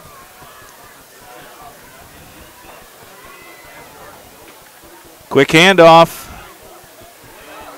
And Martin gets enough for the first down. That was a gutsy play by Bedford. Coach Weber. 2 yards on the first down. Yeah, he needed about 6 inches. He got about a yard and a half out to the 29-yard line. 1st and 10 Bedford. Big fourth down carry there. That was a real gamble. I don't know that I would have wanted to do that. They got a good punter back there. And it's 4:04 to go in the third quarter. You got a lot of time. You trail by 2 touchdowns. I think Coach Weber just doesn't want to lose any opportunity. Ray drops back. He's going to put it in the air. Has a receiver. Makes the catch. Holds on to the ball. It's Deckard. Just we'll give him 9 on that play. 2nd and 1.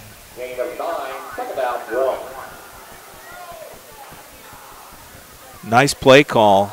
Ray, when he has time, has good form. He plants, nice spiral, throws it with some zip. He does, nice ball. Another pass play. It's almost intercepted. In and out of the hands of Corin Givens. Had it for a second, but couldn't hang on to it. That'd have been an opportune time to take that one the other direction, but couldn't make the play. Third down and a long one. Threw it into traffic that time. But, you know, I suspected that they might try to throw the ball a little bit more in the second half. They've got a pretty good passing offense. Bulldogs so far up to the challenge. Can they stop them here? Not that play. Martin with the carry, and he gets across midfield. Big run for the Stars as he takes it down to the Bulldog 45-yard line. 17 yards. And that was, who was it caught that? Is that Deckard? On that run? No, on the run. Yeah, that was Martin. That was Martin. 88. All right, gotcha. 1st and 10, 45-yard line of the Bulldogs. Hand off to Martin. This time nowhere. He loses about a yard. 2nd and 11. New Albany's defense, for the most part, up in the middle has solved that run. Well, they got big guys in there. You know. You just can stuff the holes. Some heavy weight. Yeah, it's hard to move that box. Bedford's got a couple of good-sized linemen themselves, but it's like putting 2 titans in a wrestling match. Sometimes they just, nothing much moves. Man in motion. Hand off to Martin. Martin gets through the first wave. Boy, that's right up the middle. Nice quick hitter. And Martin gets it inside the 40 down to the 37-yard line. It'll be 3rd down and 2. Nice drive for Bedford. 2 minutes, 10 seconds to go, third quarter. New Albany up by 2 touchdowns, 28-14. But Bedford putting together a nice drive here. Can they finish it off? Ray in the shotgun. Martin behind him. Woods comes around. Ray calls his own number, gets to the corner and goes out of bounds.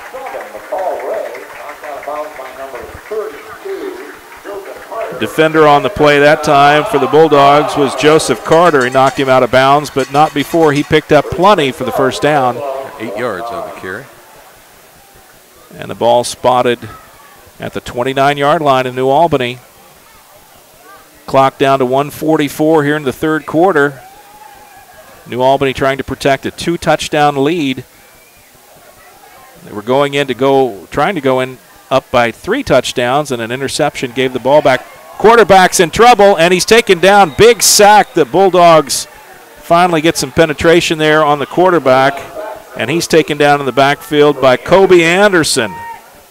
Big 5'10", 240-pound D lineman, senior, and he gets a sack tonight. He's pretty happy about that.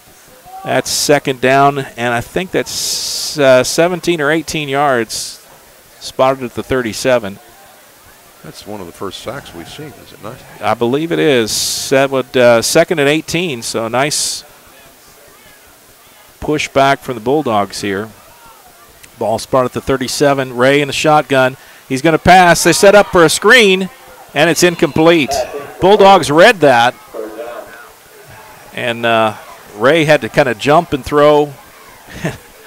I've seen that a lot this year already. When a quarterback has to jump and throw, bad things usually happen. Yeah. It was a nice option, though. Good fake in the backfield, play action. Wasn't really that wide open, though, on the hook pattern. Third and 18. And now you seem to be in a real passing situation. 4 men split out wide, only 1 man in the backfield. That's Martin. Ray in the shotgun. He fakes the handoff, dances around. He's looking for somewhere to go. He has nobody open. He's got to run the ball, and he's going to be tripped up short of the 30-yard line by Luke Kaiser. Cornerback comes up and makes the stop, but it's going to bring up 4th and 11. And Bedford, they're going to go for it here. This is 4-down territory. Almost 4th and 12 where they spotted balls at the 31-yard line. So 4th and 12. Not a lot of plays in the playbook for 4th and 12. You'd have to guess a pass play. They're pretty effective. Yeah, Bulldogs, they can give up a few yards and still get a stop here. That's the thing. Yeah, prevent defense for sure. And at the end of the third quarter, Bedford's going to get a chance to talk this one over a bit. They'll do that. We'll take a break as well. We'll be right back right after this on GLICOD.com. Stay with us, folks. Fourth quarter just ahead right here.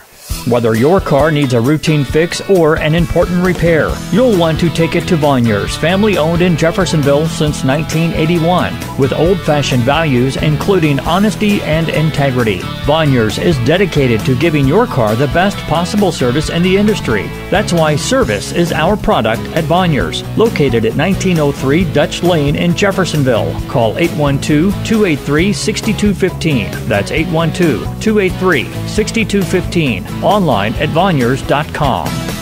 Locally owned and operated, Hoosier Termite and Pest Control is proud to be a supporter of Kentuckiana High School sports. In business since 1941, Hoosier Termite and Pest Control offers free estimates on bed bugs, termites, and all other pests. They specialize in residential and commercial properties and would love the chance to work with you. For more information, contact them at 866-445-0605. That's 866-445-0605. Hoosier Termite and Pest Control, home of the quality technicians with a personal touch. Back to the action here at the start of the fourth quarter. New Albany 28, Bedford 14. And we have movement there. Offensive guard for the Stars decided to take a step back, and that's going to make it even harder. 4th and 17 now as the ball moves back another 5. It'll be spotted at the 36. To get a first down, they need to get inside the 20, close to the 19-yard line. Should be a punt situation. Try to pin them back.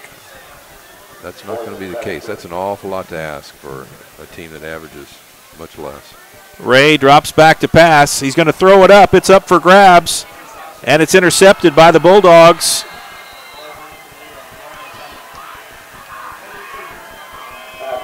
New Albany's Joseph Carter goes up for the interception, pulls it down, and that really was kind of a jump ball because Ray just kind of threw it up for grabs, didn't have much there. When you do that, you get yourself in trouble. It acts like a punt, though. Yeah, true. Now, that is true. That's a good point. So it pins the Dogs back at their own 9-yard line. I like the chances of that better than a punt, actually. Nevertheless, clock ticking in the fourth quarter. They're going to have to get it back and get some score going. Down 2 touchdowns. And I'm going to have to rely on you to give me clock updates because I can't see it from my vantage point. I will do that. Handoff to Richardson. Big hole right up the middle. What a run by Richardson from the 9 out to the 25-yard line. Call it 16 yards. That'll get you out of a hole in a hurry. Absolutely. 1st and 10 Bulldogs. 2-touchdown lead, 28-14. Turnover's been the story of this game. They've hurt Bedford more than the Bulldogs, although they've both turned the ball over. Bedford 3 fumbles and 1 INT, so big difference. Gummer hands off the ball. Richardson again picks his hole, moves it ahead about 12 more yards. Deckard with the tackle, but not before Richardson picks up 12 more. 1st and 10 on the 37-yard line. New Albany quickly moving the ball up the field. And you got to wonder, are those defenders from Bedford starting to get a little tired out there? New Albany with a good pace, no huddle. Quick handoff to Richardson, and again he picks up positive yards across the 40-yard line. 3 yards on that carry. We'll give him 3 yards. His average is well over 3, I'll say that. It is that. 2nd and 7. Bulldogs with a 2-touchdown lead, and now they've got time on their side as we're in the final minutes of the fourth quarter. And we've got movement up front, and this play never happened. We'll see what the call is. It's probably going to go against the Bulldogs. False start. False start on New Albany. They'll push it back 5. 5th penalty against the Bulldogs. Bedford's committed 4. That'll move the ball back to the 35-yard line and make it 2nd down and 12. 10:42 to go in the ball game. 28-14. New Albany would really like to get a touchdown on this drive to try to, I don't say ice it, but to make it a whole lot harder for Bedford. Richardson with a carry, no shock there, goes to his right, stays on his feet, fights through tackle after tackle, continues to move forward, loose ball on the ground, and that's sometimes what happens when you try to do too much. The ball eventually comes out and Richardson fumbles, and the ball goes back to Bedford.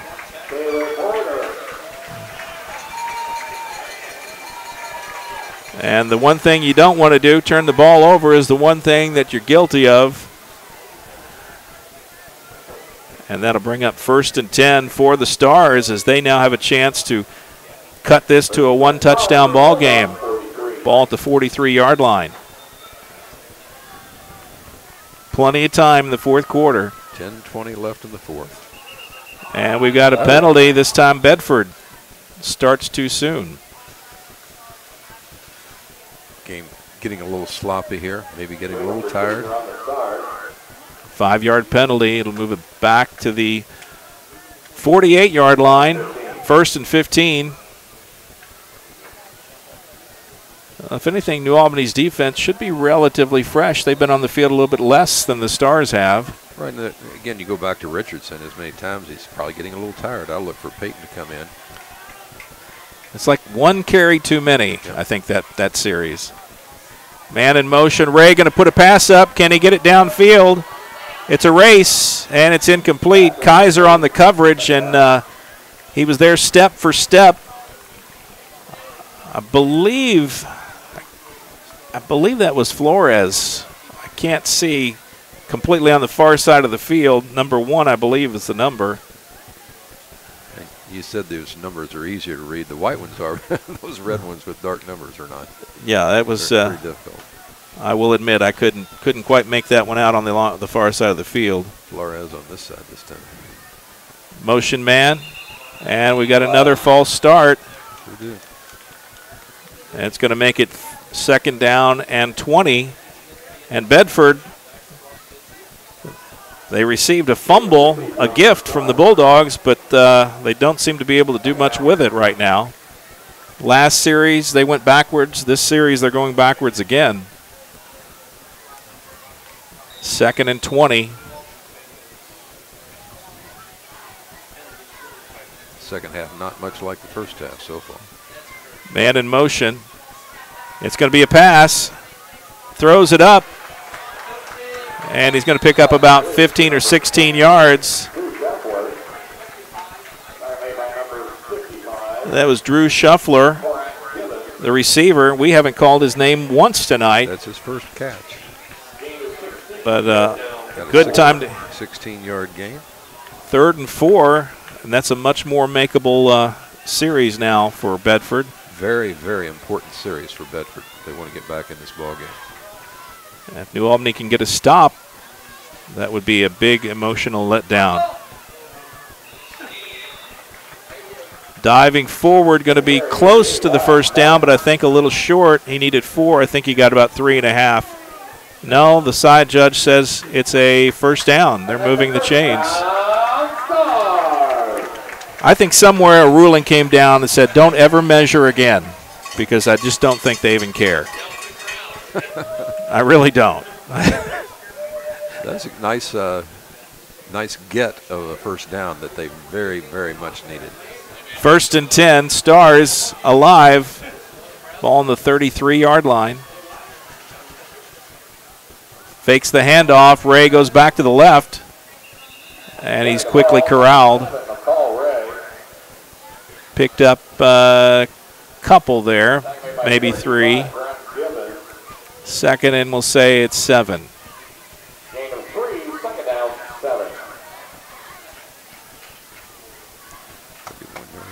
28-14, New Albany with the lead. 8.5 to go in the ball game. Clock now becoming the 12th defender for the Bulldogs. Snap. Ray keeps it, dancing around, cuts it back to the right. Now he's got some room. He can get to the corner, and he's going to get a block, and he'll get the touchdown. 30-yard touchdown run from McCall Ray. And Bedford trails by 8. Big play. New Albany's defenders got out of position, and then they had no angle whatsoever on Ray. Play that started to the left, worked its way back to the right side, and everyone had overcommitted. Flores out there to try to make it a 7-point ball game. The snap, the hold, and the kick are all good.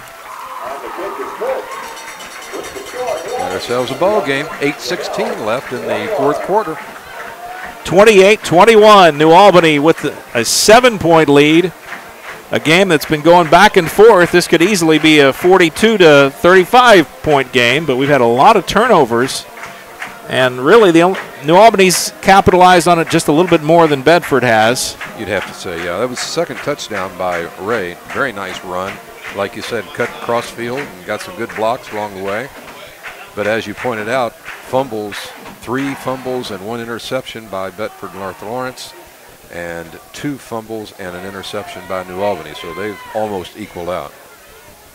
Very important for New Albany to maintain possession here. Like we said, 8:15 left in the ball game. Well, a drive would be very important to get some points. Any points, even a field goal, would make it a 2-score game for Bedford. Haven't seen much of a field goal effort by New Albany. No, I don't think that's probably going to happen, but kicking from the 40-yard line. Flores, got quite the leg. See if he can pin the Dogs back. There's the kick straight away. And that's going to come out. Gummer with the ball, 15-yard line, reverses field. Now he turns upfield, finds a seam up the sideline, continues to run, and finally, that's just look, he's running for his life there. About a 30-yard return. He ran 60 yards to get 30. Yeah, he did that. Now is he gonna go back and play quarterback now? After he gets his oxygen. Yeah.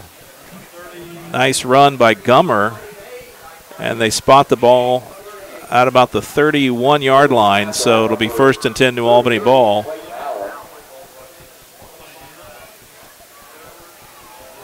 And I'm thinking that the New Albany coaching staff, Coach Cooley says, no fumbles. Yeah, hang on to the football. You know, and I appreciate the effort. You see players, especially the great ones, always try to do more than they need to. Gummer is back there at quarterback with Richardson.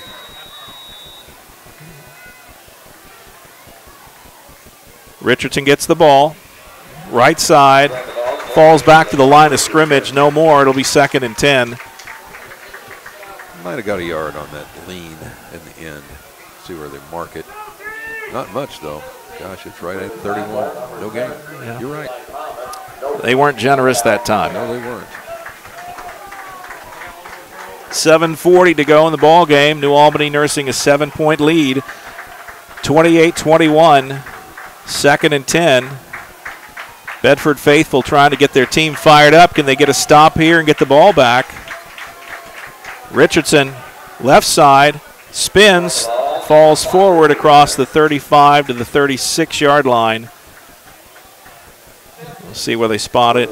He's down at the 36. That'll be 3rd and 4, maybe 3rd and 5.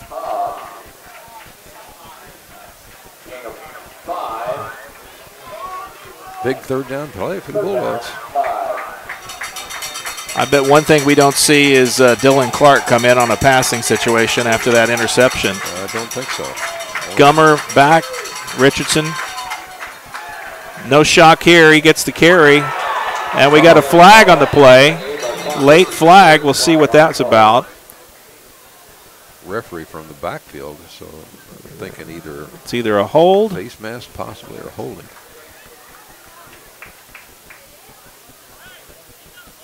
And they're going to decline the penalty. They say it was a hold.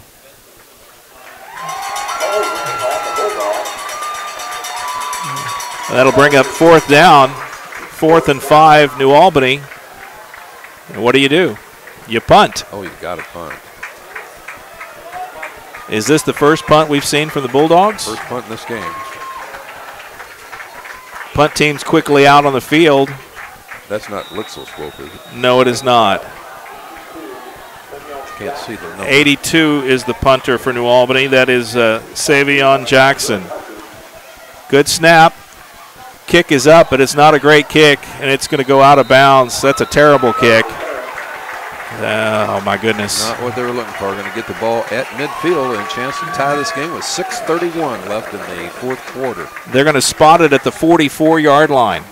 That's a terrible kick from New Albany. Now I see why they go for it on 4th a lot. This puts the defense in a bad spot here. They got 44 yards between them and a tie ball game. Now you got to ask the defenders to reach down deep and come up with something. 1st and 10, Bedford fighting their way back into this ball game. Seemed to be out of it early in the half, but things have changed. No gain on the carry. Martin nowhere to go. If anything, he may have lost a yard. Mark it down at the line of scrimmage, 2nd down.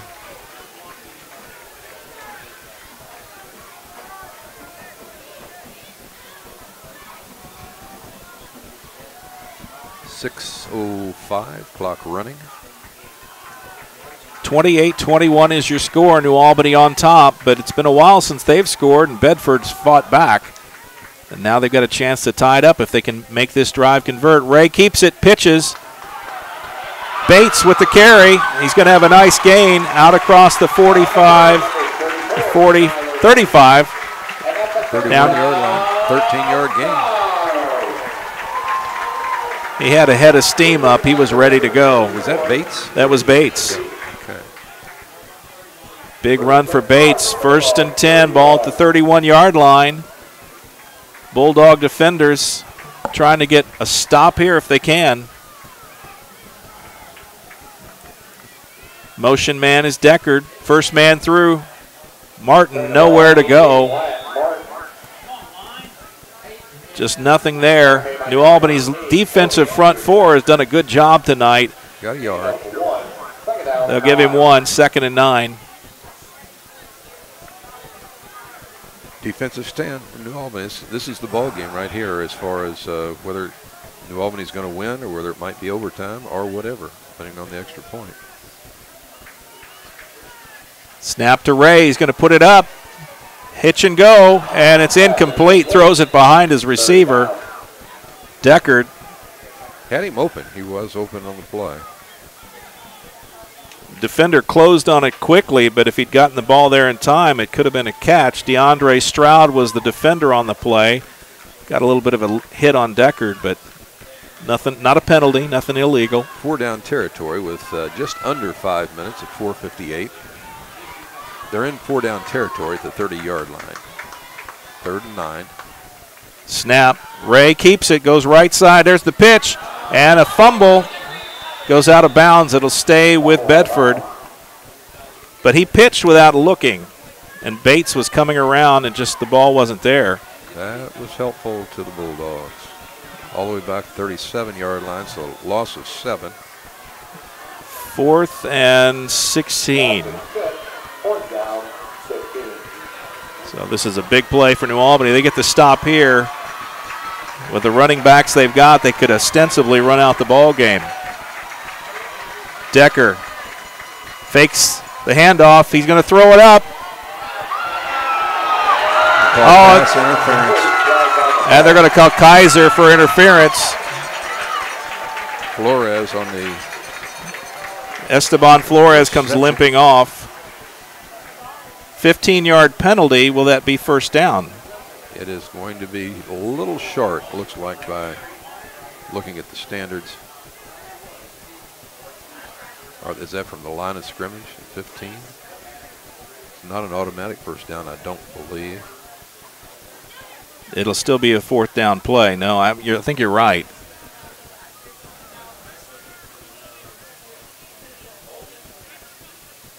They're going to call it holding on the defense.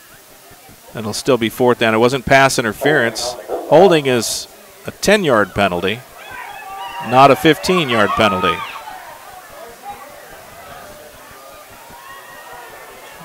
The faithful here not happy with that call. Ooh, big difference between holding and pass interference. 4th down and 6. A makeable down, but still, you're getting the Boo Birds have come out here. 4:50 to go in the ball game, and this big 4th down play. The Bulldogs' chance to shut the door if they can. Ray takes the ball, going to put it in the air. Throws it, and it's incomplete. In and out of the hands of Decker, and a play that has been open most of the night, and he just couldn't hold on to the ball. A nice hit. And again, pressure on the quarterback was the difference there. He was kind of up on one foot to try to throw. 4:46 left in the 4th quarter. New Albany leading by a touchdown, 28-21, and just took over possession of the football. So they just need to get first downs now. That's their objective at this stage of the game.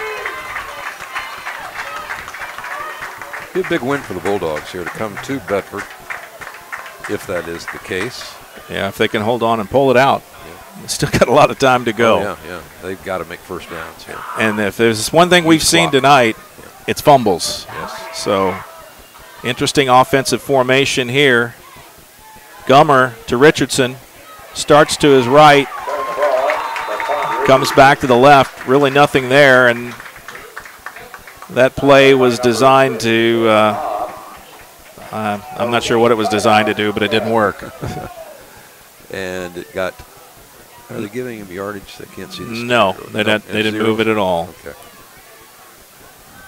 Here's where you use your entire play clock. And this is where huddles actually come in and become helpful. Right, they got the play clock at the end of the field on both ends, 25 seconds between plays. Now you have to ask your line to hold that stance for 10 seconds, and they don't even use up the clock.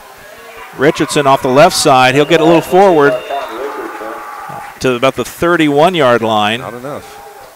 3rd down. Give him 4 yards on that. And they don't have much of a punter, as we've seen, or a punt game, I should say. I would just, I'm sorry. I just think that schools need to learn to use the clock a little bit better. They've got linemen in the backfield for blocking purposes. 3rd and 7, New Albany.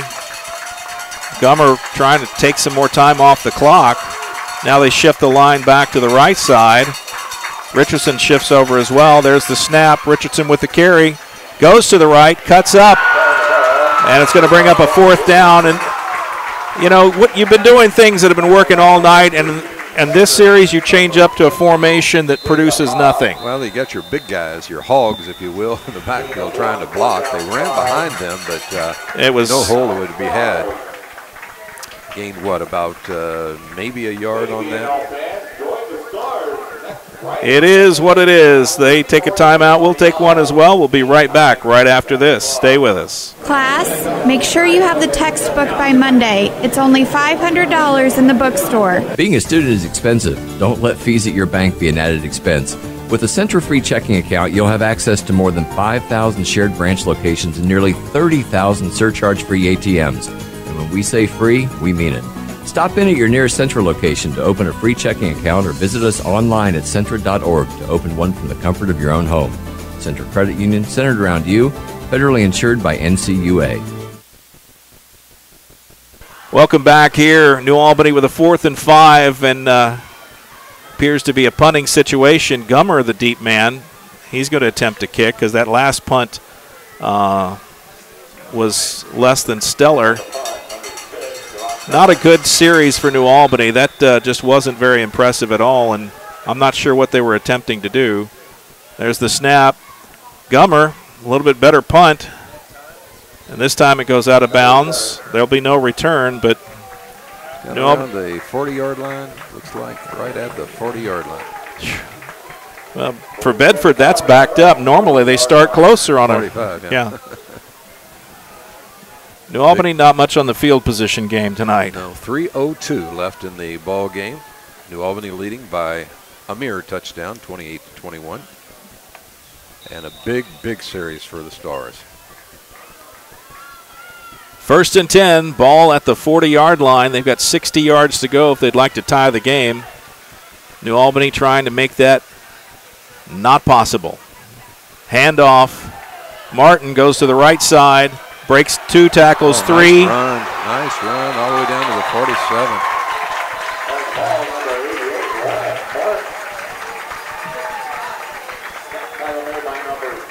He picked up about 8 on that. It'll be 2nd and 2. Nice run. They gave him 7 on it, 2nd and 3. But still a nice looking run. He broke 3, maybe 4 tackles before they brought him down. Absolutely. Good run. 2:31 left, 2:30 now, clock running. You see it in the runners for Bedford. They're running hard. They feel like they've got something going on. New Albany's playing on their heels right now. Martin goes back left side. He's got a big hole. He'll be brought down, but not before he picks up a 1st down. That'll stop the clock as they move the chains. 46-yard line. 7 yards on that play. 2 7-yard gains for Martin. Ball on the 46. Clock still running. 2:13 left in the ball game. 1st and 10. Ball at the 46. Ray behind center in the shotgun. Hands off to Martin. This time nothing doing. They went to the well one too many times. That'll use some clock now. Anderson on the stop for the Bulldogs. No gain. 2nd and 10. Minute and a half to go. Martin comes out. Clock running. 137, 136, and so on. Bates goes to the I-back positions. Martin, worn out, comes to the sideline. He's winded. Ray waiting for the snap, using up a lot of time. He's going to pass, puts the ball up. Quick out pattern. And they get out of bounds with some positive yards out at the 39-yard line. Deckard with the catch. 8-yard pass play. Stops the clock at 1:20 to go in the ball game. Nice move to get out of bounds. Got to wonder how Esteban Flores is doing. He was on that pass interference play earlier in the game, came off limping. They're going to need his leg. Nowhere to go for Ray, and he's tackled for a loss. Broken play. Mobley comes through on a linebacker stunt, gets the quarterback in the backfield. Threw him down a couple of yards loss, 4th and 6. And Bedford, they got to talk it over. They need to figure out what to do here. Are they going to talk it over? And guess what we're going to do? We'll do the same thing. We'll be right back right after this on GLICOD.com. GLICOD.com is the premier online source for the most in-depth coverage of high school sports. From the best in play-by-play events to real-time score updates and a gallery of the area's top performers, GLICOD.com is a must-click for more on your favorite team. Browse and watch video, audio, live, and archived. That's GLICOD.com. Follow us on Facebook and Twitter, too, at GLICOD. 28-13, Jeffersonville. Jeffersonville knocks off Madison, 28-13, your final score on that one. Here it's 28-21, New Albany on top with 1:21 to go. Maybe the play of the game with 1:01 to go. 4th and 6. If Bedford gets stopped here, this could be the ball game. Ray in the shotgun. He rolls to his right. He's going to go for it. He's going to have a first down and stay in bounds out at the 30-yard line. And a late hit from New Albany is going to add some yards to that. Another stupid penalty, and that is what it's the only thing you can call it. 15 yards on the game. Nice decision by McCall Ray. And another big penalty against the Dogs. Late hit out of bounds, I'm pretty sure is a call. That is just uncalled for. And this is the difference between teams that are used to winning and teams that find a way to not win. Is that they make crucial mistakes consistently at the wrong time. New Albany has made 6 of them in the second half here. 15-yard penalty that puts the ball down at the 15-yard line. That's a gift to Bedford with 52 seconds left. Bedford has to go 15 yards to score and possibly tie the ball game and send it into overtime. Ray going to put the ball up. He's going to be tackled from behind. The ball was loose, and they're going to whistle it down. There was no whistle. Well, they're stopping play. They say the ball was loose, but well, they can't let him run now. Timeout Bedford. Lost 4 yards on that play. 2nd and 14. They're going to have to talk it over. We'll stay with the action here and try to set this one up. 39 seconds. We talked about the penalties for New Albany.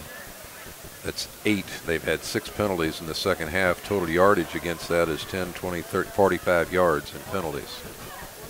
Along with the fumbles and the interceptions. Not a very well-played game, I guess you'd have to say. In the second half, most assuredly. Yeah. If they get the win, and that's an if. 39.8 seconds to be exact. Almost 40 seconds left in the ball game. 2nd and I think it's going to be 14 because he was tackled for a loss. One thing I can... Actually, they've got the ball on what, the 18-yard line? Yes, it is. If the Bulldogs play like this against Columbus East next week, it won't be nearly this close. Ray Martin behind him.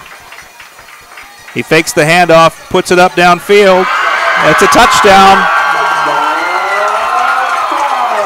Who's the number? Number 15, Drew Stoffler. That's his second catch. 15 yards and a touchdown. Esteban Flores will go out and try to tie the ball game, 28-27.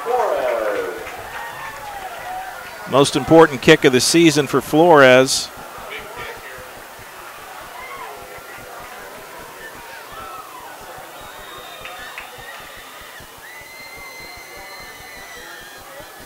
Snap, the hold, and the kick are good, and it's a tie ball game. And New Albany has allowed Bedford to sneak back into this one, and it's tied up with about 30 seconds to go. I can't see. 37.4 to be exact.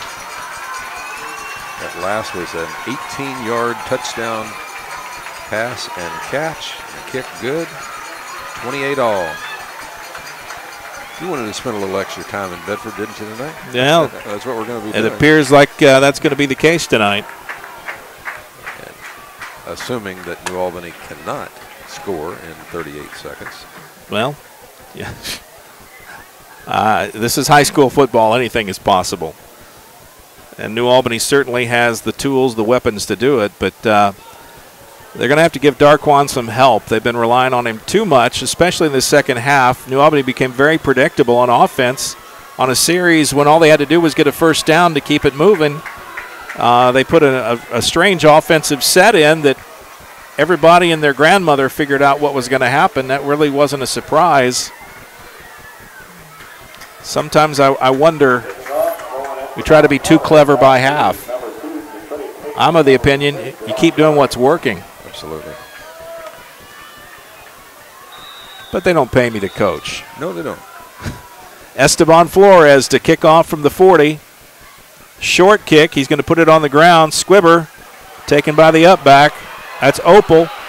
He gets over to the right side. He's got one man to beat. That's Flores, but he's out to midfield. New Albany's got half a field to work with now. 30.5 seconds on the clock. Flores makes a saving tackle there. Opal's gone. Absolutely. 28 all. 30 seconds to go. And heading toward overtime. Prevent defense here from Bedford-North Lawrence. But you got to be careful because if you step back, try to take away the pass play, Richardson can burn you. And look who's in at quarterback, Dylan Clark, on that right ankle that's hobbled him all night. Which means they want to pass, most likely. And they're going to put it up. He rose to his right, throws it out of bounds. Stops the clock. 2nd and 10 from midfield. 25 seconds left on the clock. Clock stopped with the incomplete pass. Ball on the 50-yard line. That was a good choice by Clark to get it out of bounds. Incomplete. Not to throw it into coverage, turn it over, and create problems. They need to get Richardson in the open field here. Opal in motion. Clark drops back, throws it to Richardson, and he'll make a short catch. 47-yard line. New Albany takes a timeout with 16.7 seconds. Richardson not able to get out of bounds. New Albany has to burn a timeout. They have one timeout left. Stars are out of timeouts, but if we get to an overtime situation, each team will get one, I believe. Is that correct, or is it two? Just one. They don't add up. They don't carry over. Yeah. Got a conference with the officials and a timeout. Stars can give up a first down. They just can't give up a touchdown. The question is, if New Albany should get close enough, would they try a field goal or? No. I mean, by close enough, you mean inside the 20-yard line at yeah. the very, very least.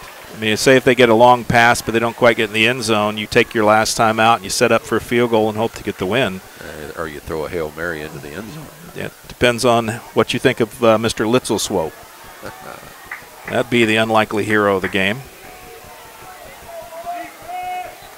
3rd down and 6 is the situation that really is meaningless here. New Albany's going to take 2 shots at it if they have time. 16.7 seconds to go. And here we go. Quickly back out on the field. Richardson lines up on the left side. Could have 2 more plays. They get out of bounds. Snap, pass, reception, and a first down. And a timeout. They say incomplete. He couldn't hold on to it. The ball in and out of the hands of Joel Myers. Myers had the catch but couldn't come down with it, and it's incomplete. It'll bring up 4th down. 12 seconds left in the ball game. And we're very close to overtime now.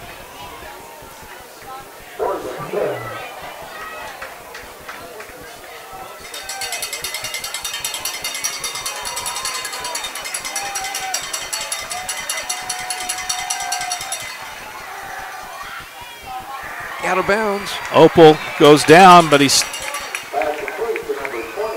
6.3 seconds.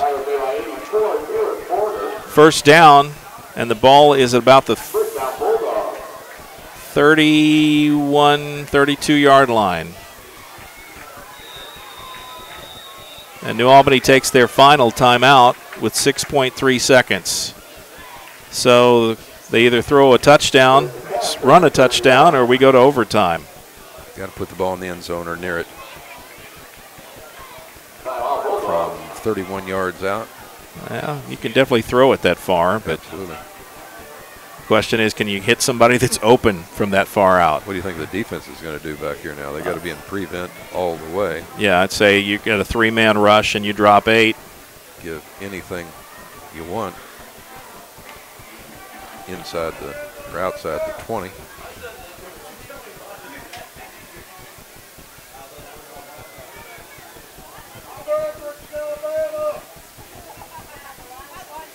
Interesting play call here.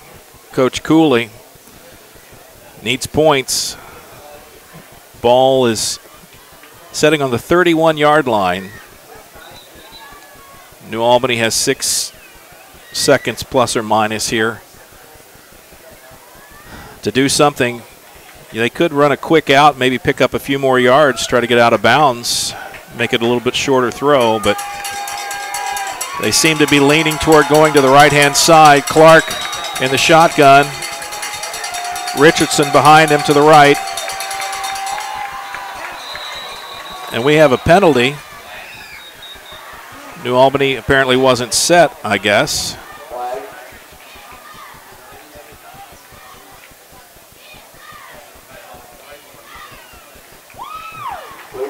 Illegal procedure by the Bulldogs. When you come out of a timeout, that's the one time you don't have a legal procedure.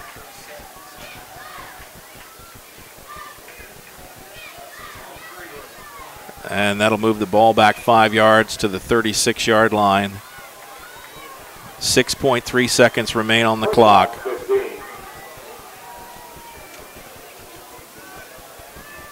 Don't have a timeout, so they're going to have to figure this one out as the play clock starts at 25 and counts down. And this will be the final play of the game, you'd like to think. Well, we've been fooled before. Fake the handoff, throws it across to Dummer, incomplete. 2.1 seconds to go.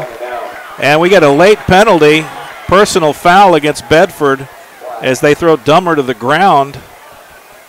And that was completely uncalled for. Gives New Albany 15 more yards. Can't end the game on a penalty either with 2.1 seconds left. That could be a big penalty. That could be a very important penalty. A big one especially. I'm not quite sure who was responsible. I saw Justice Woods there, but I don't want to pin this on him because I simply didn't see. But that was definitely a takedown. Personal foul. 15-yard penalty. The official signal, personal foul. They don't tell what kind of personal foul. Offsetting. Offsetting.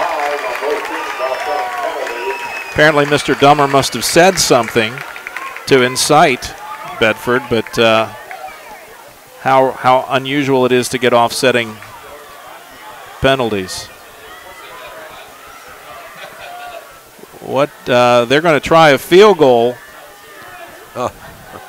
from the 36-yard line, which would make it That's the 43, right? Yeah, 53-yard field goal. There's a dream going on now. Mr. Litzel Swope, we'll see what you got, sir.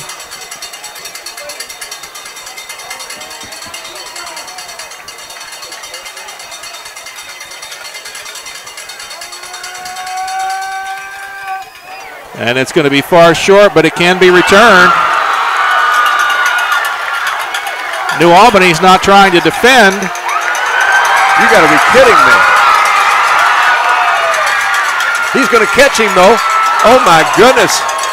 He could have had a block there by the guy, and he didn't get him the block he needed to get in the end zone. New Albany did not realize you could advance the kick, and their players simply stopped. Only one player for the Bulldogs sensed the urgency of the play. That was Malcolm Hayes, who saved the game for New Albany. I cannot believe this. They're arguing the play on New Albany's side. I mean, the game is over unless there's the ball didn't get to the end zone, so he could return that ball. Yeah, I think so. Yeah, New Albany clearly missed their play. You don't quit on a play. Oh, no. You just don't quit on a play. No. That's football 101. I don't care if it can't be advanced. You tackle the guy, and you make sure that it doesn't get advanced. You got to be watching the ball. There's no indication by the official, so they're going to go to the midfield and flip a coin for first possession. Coach Weber over there not happy about what he's seeing, but the Bedford fans have to feel like they've done everything they needed to do to win this game. 28-all at the end of regulation. Why are the Bedford players, or Bedford players going back out on the field? I do not understand. And now New Albany as well. Was there a penalty on the play? I don't understand.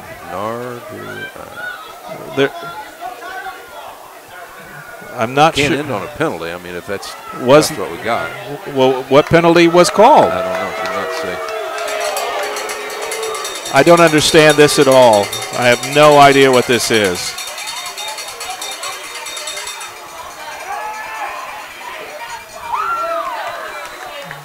They try to get a pass interference at the goal line, but no foul called. But I have no idea why New Albany just ran a play. Had to be a penalty. There had to be a penalty in play, though. There was no indication. I saw no flag. But they didn't change field position. They went right back to where they were before. That was it. It was 3rd and 15. You're right. That makes absolutely no sense. Confusing. Have no idea. Folks, I don't know what to tell you. I have never seen that before, but we're going to stay here with the action. We're going to go ahead and take a break. We'll be right back. After this quick break, we'll have overtime, so stay with us, folks. More football to come here on GLICOD.com. GLICOD.com is the premier online source for the most in-depth coverage of high school sports.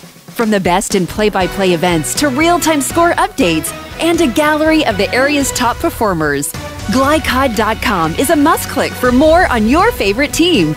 Browse and watch, video, audio, live, and archived. That's GLICOD.com. Follow us on Facebook and Twitter, too, at GLICOD. Welcome back here as they are flipping a coin to find out who gets the first overtime possession. Now, overtime is not like it is in the NFL where the first team that scores wins the ball game.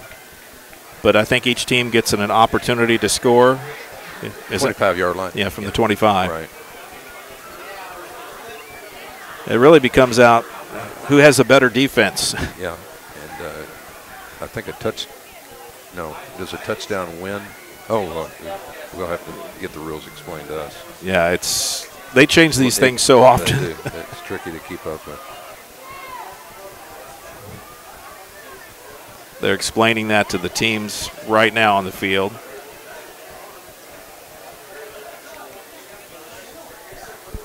Generally, overtime tends to favor the home team simply because home field advantage kicks in a little bit. And if you're Bedford, you have to feel like momentum's on your side. You were trailing by 2 touchdowns. You fought all the way back to get to a tie ball game. We'll see what happens here. But we're going to start at the south end of the football field.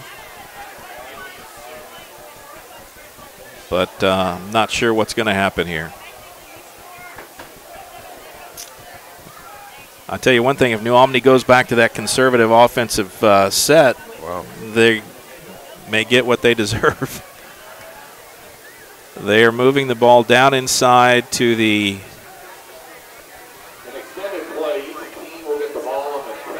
the 10-yard line. Okay. Stand corrected.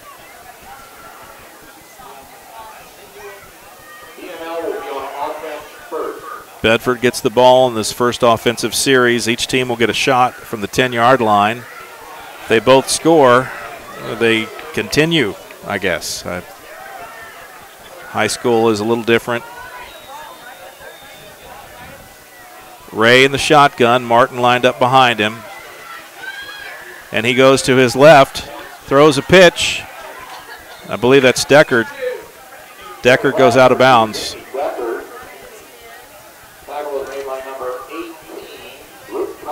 Kaiser with the stop for the Bulldogs. Ball on the 7, so he gets 3 yards. Picks up 3 on the carry.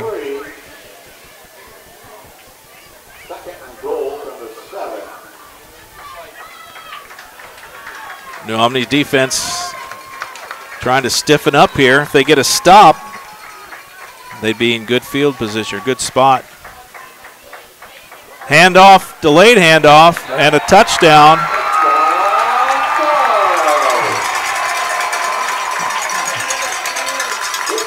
That was Martin. 7-yard rumble into the end zone for Martin. Touchdown. That looked like a bad exchange. Like sure did. Ray didn't want to let go. If it wasn't deceptive. Extra point here.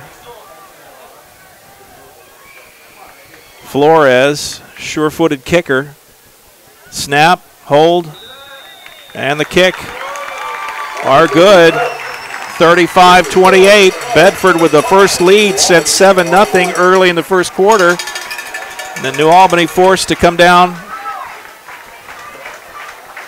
and punch it in from 10 yards out for themselves.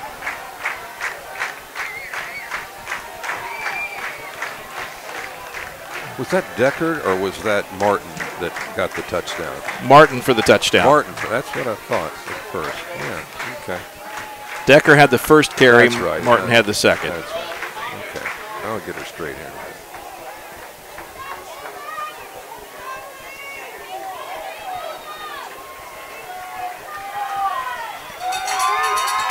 Bulldogs line up. Dylan Clark in at quarterback, hands off to Richardson. Richardson gets down close to the 5-yard line. It'll be second down, New Albany.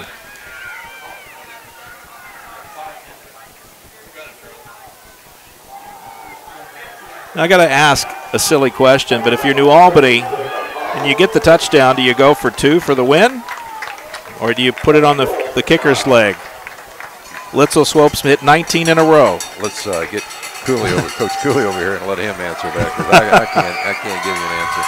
2nd and 5. Richardson. He'll be down close to the 1 before he stopped, just short of the goal line. Got the push. 3rd down. 3rd and 1. Down to the 1-yard line.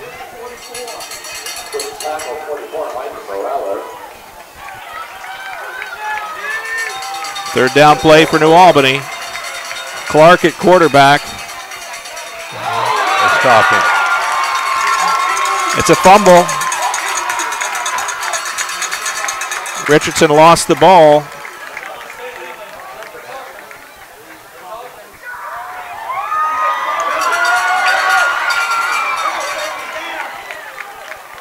They say he was down. 4th down. They say it was 4th down, so he was stopped before the ball came out. Bulldogs get a break. So did they lose a yard, or they say it's still 4th and 1. Okay. Boy, these refs, they're going to need an escort tonight. This is a play of the game for New Albany. To say the least. Can Bedford get a goal line stand here to win the ball game?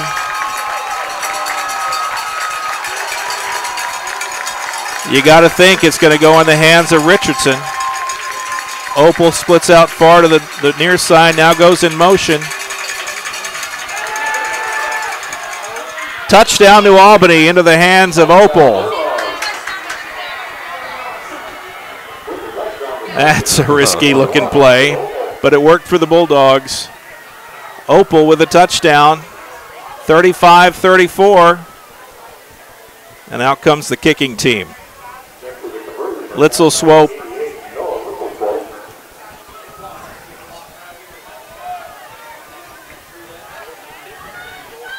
Luke Kaiser will hold. Litzel Swope to kick the extra point to tie the ball game in overtime. It's 35-34. Bedford on top. Snap, hold, kick. All good, and it continues.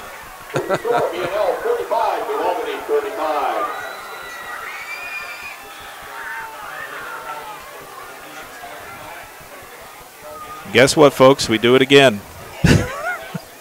Opal on the pass. Wow, what a game. It's turning out to be an exciting game. It wasn't well played in the second half, but.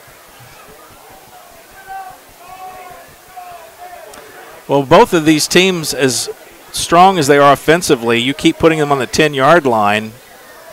This could go on for a while. Well, I think there is a limit, and it could be a tie game. And that would be the worst of all possible scenarios. Coach Cooley coming out to talk to the referees. He's not understanding what's going on.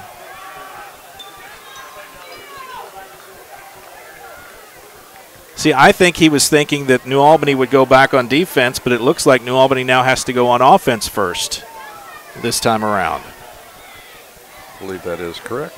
Yep. Another one of the confusing rules here at the high school level. You don't really know what's going on. No, because they do change them every year. Every year they come out a list of these are the rule changes this year. I think that people justify jobs somewhere just to change the rules. We'll see what happens. Right. Now it's New Albany's turn to start from the 10 and try to punch it in.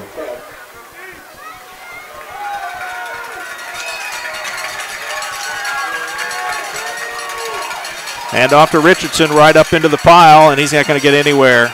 Maybe a yard or two. You know, and you know that the defense is keying on him right now. Where is Peyton? Be great if they had a two-back set, did a little counter play or something like that. Give him 1 yard on that, maybe? Nope, nothing. Nothing? Zero? That's a rare stop. Uh-oh. Penalty. Bedford jumps, and that'll make it 5 yards closer. New Albany took advantage of their eagerness. Hard count got them to move. Offsides, 5 yards. You give that one to the quarterback. It'll be 2nd and 5 from the 5-yard line.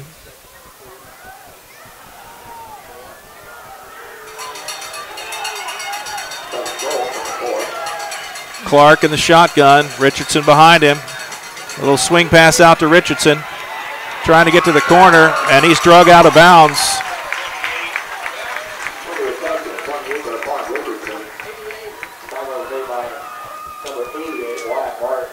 Wyatt Martin on the stop for the defense. He's played well on both sides of the ball tonight.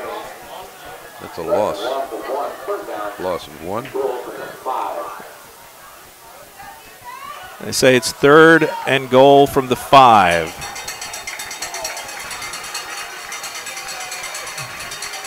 Clark and Richardson, you need to get the ball moving forward, not sideways.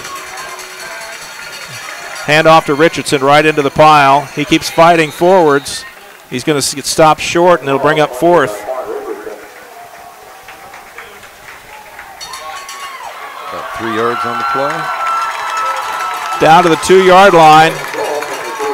4th and 2. And we got the timeout. Coach Cooley takes a timeout. Probably a pretty good place for a timeout.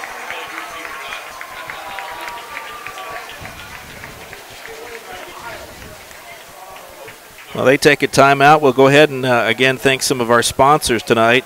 One thing I can tell you that I want to remind you about next week's ball game. Yeah, we'll throw that up on the screen for you. A reminder that next Friday night we're going to be at Jeffersonville High School for the game between Floyd Central and Jeffersonville. A classic Hoosier Hills Conference matchup. Jeffersonville got a win tonight. Floyd Central was leading Seymour at last check. So both of those teams have come in perhaps on a good note and clash in a battle. Coverage starts at 6:30 next Friday night. And game time is 7 o'clock right here on GLICOD.com. We hope you'll tune in and check it out. Right now you're in overtime. New Albany and Bedford-North Lawrence tied at 35 at New Albany. They need to come up with some points. It's 4th and 2. They got to punch it in here. Richardson, he'll get in untouched. Touchdown, Darkwan Richardson.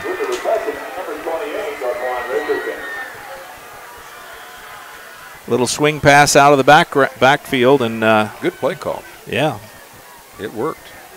That puts pressure on the. Well, of course, got to have the extra point, but puts pressure back on Bedford. See if they can match.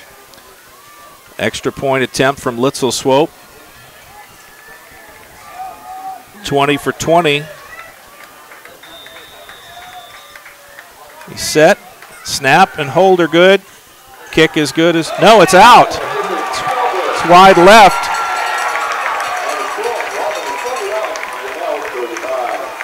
Now the pressure is really on the Dogs. Oh, yeah. 41-35. New Albany with the lead, but now they've got to find a way to stop Bedford at the 10-yard line. If they can get a stop, they'll win. If Bedford scores and gets the extra point, Bedford wins. Flores, a sure-footed kicker, not likely to miss. Litzel Swope had hit 20 in a row extra points until that one. Not a very good time to miss. A lot of pressure on a kicker in a situation like that. Ray. He slips.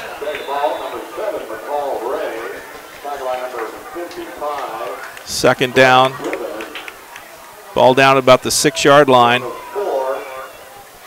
2nd and 6.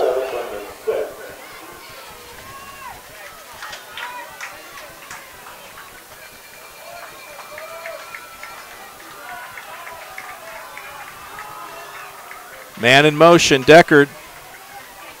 Ray with the keep. Nowhere to go. Bulldogs stop him. It'll bring up 3rd down.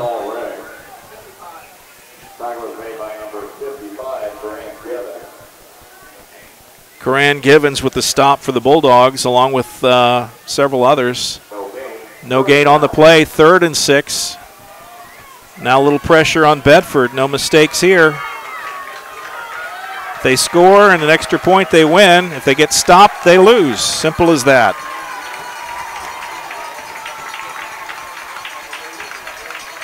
Man in motion, Deckard, and we got a flag on the play. That's going to make it harder for him. Motion penalty.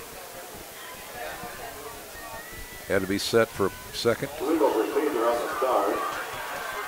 Illegal procedure. It goes back 5 yards. It makes it 3rd and 11.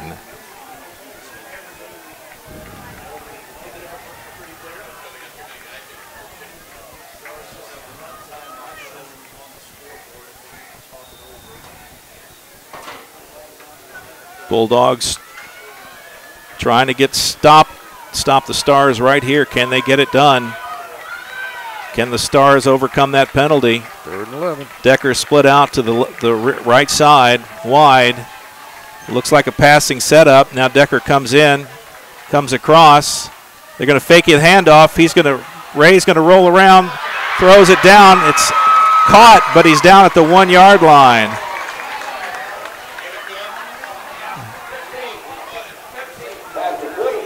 Drew Shuffler, the reception. It's going to make it 4th and goal from the 1. No tension here. Bulldogs have got to get a stop here. Tight offense here. Ray with 3 backs. Bulldogs. And they get in. Touchdown.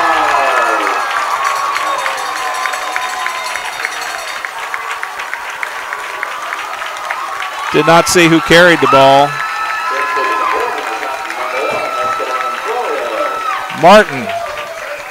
Martin carried the ball for the touchdown. Flores, if he makes the extra point, the Stars will win.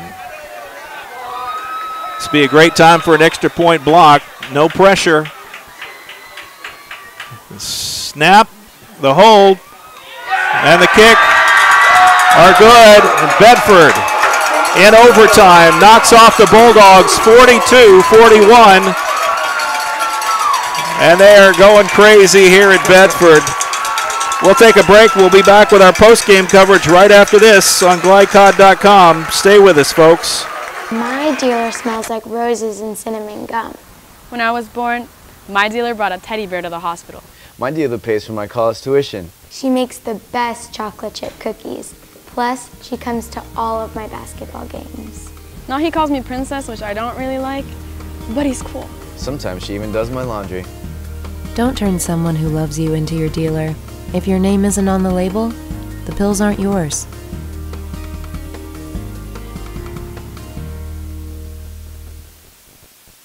Dr. Carter's office, Annette speaking. How may I help you? From your very first call through your dental exam and recare appointments, the warm personal care from Dr. Todd Carter and his friendly staff at Carter Family Dentistry will put you at ease. Dr. Carter can take care of you and your family's dental needs, from gentle cleanings to complex procedures. Call Annette or Joyce today at 812-944-5155 and see why 5 generations of patients still return to Carter Family Dentistry, located on Mount Tabor Road in New Albany. Mayhem is everywhere. I'm an extremely average golfer.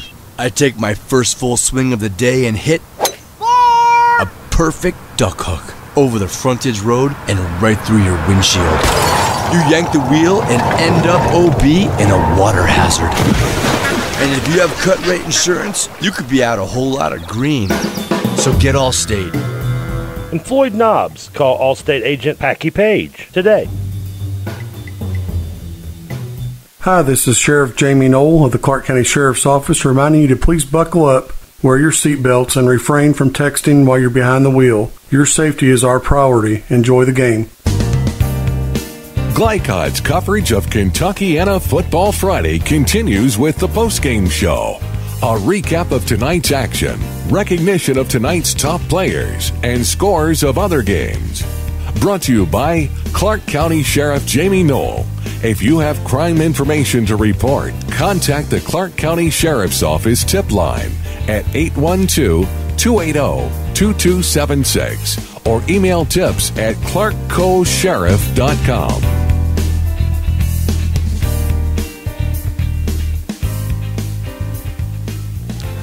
Welcome back to our post-game coverage. Mike Beck and Paul Love. Final score here at Bedford. The Stars in overtime knock off the Bulldogs 42-41 in an exciting game, an error-filled game, and a penalty-marked game.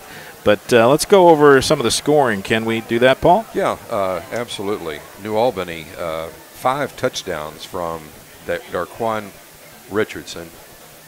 If there were a star of the game on that side, he'd have to be it, as much of the load as he carried. By the way, speaking of that, I have him down for 45 carries in the ball game. That's crazy. 201 yards. 45 carries, 201 yards. So really extra effort on his part. Opal did score a touchdown on a pass catch from just 1 yard out for the 35th point. Bedford-North Lawrence, an array of scores here. Ray had 2 touchdowns on runs of 6 and 30. Bates had a run of 7 yards for a touchdown. Shuffler a catch of 18 yards. So they had a lot of mix-up here. And Martin that last touchdown from 1, and the kick good compared to the kick not good by New Albany. The difference in the ball game, 42-41. All right, we'll go ahead and take a break. When we come back, we'll have our most outstanding player of the game and more post-game coverage still to come right here on GLICOD.com. Folks, stay with us. We're not quite done just yet. The Locker Room is proud to be a sponsor of Southern Indiana High School Sports. Located in historic Jeff at 319 Spring Street, The Locker Room has been a business for over 40 years and was Southern Indiana's first screen printer. They specialize in wholesale screen printing, t-shirts, and have a full-time graphic artist on staff. No job is too big or small. The Locker Room invites you to team up with the best. For more information, call The Locker Room at 282-8600. That's 282-8600. The W.M. Kelly Company, complete metal manufacturing located in New Albany. They are always looking for experienced welders and machine operators.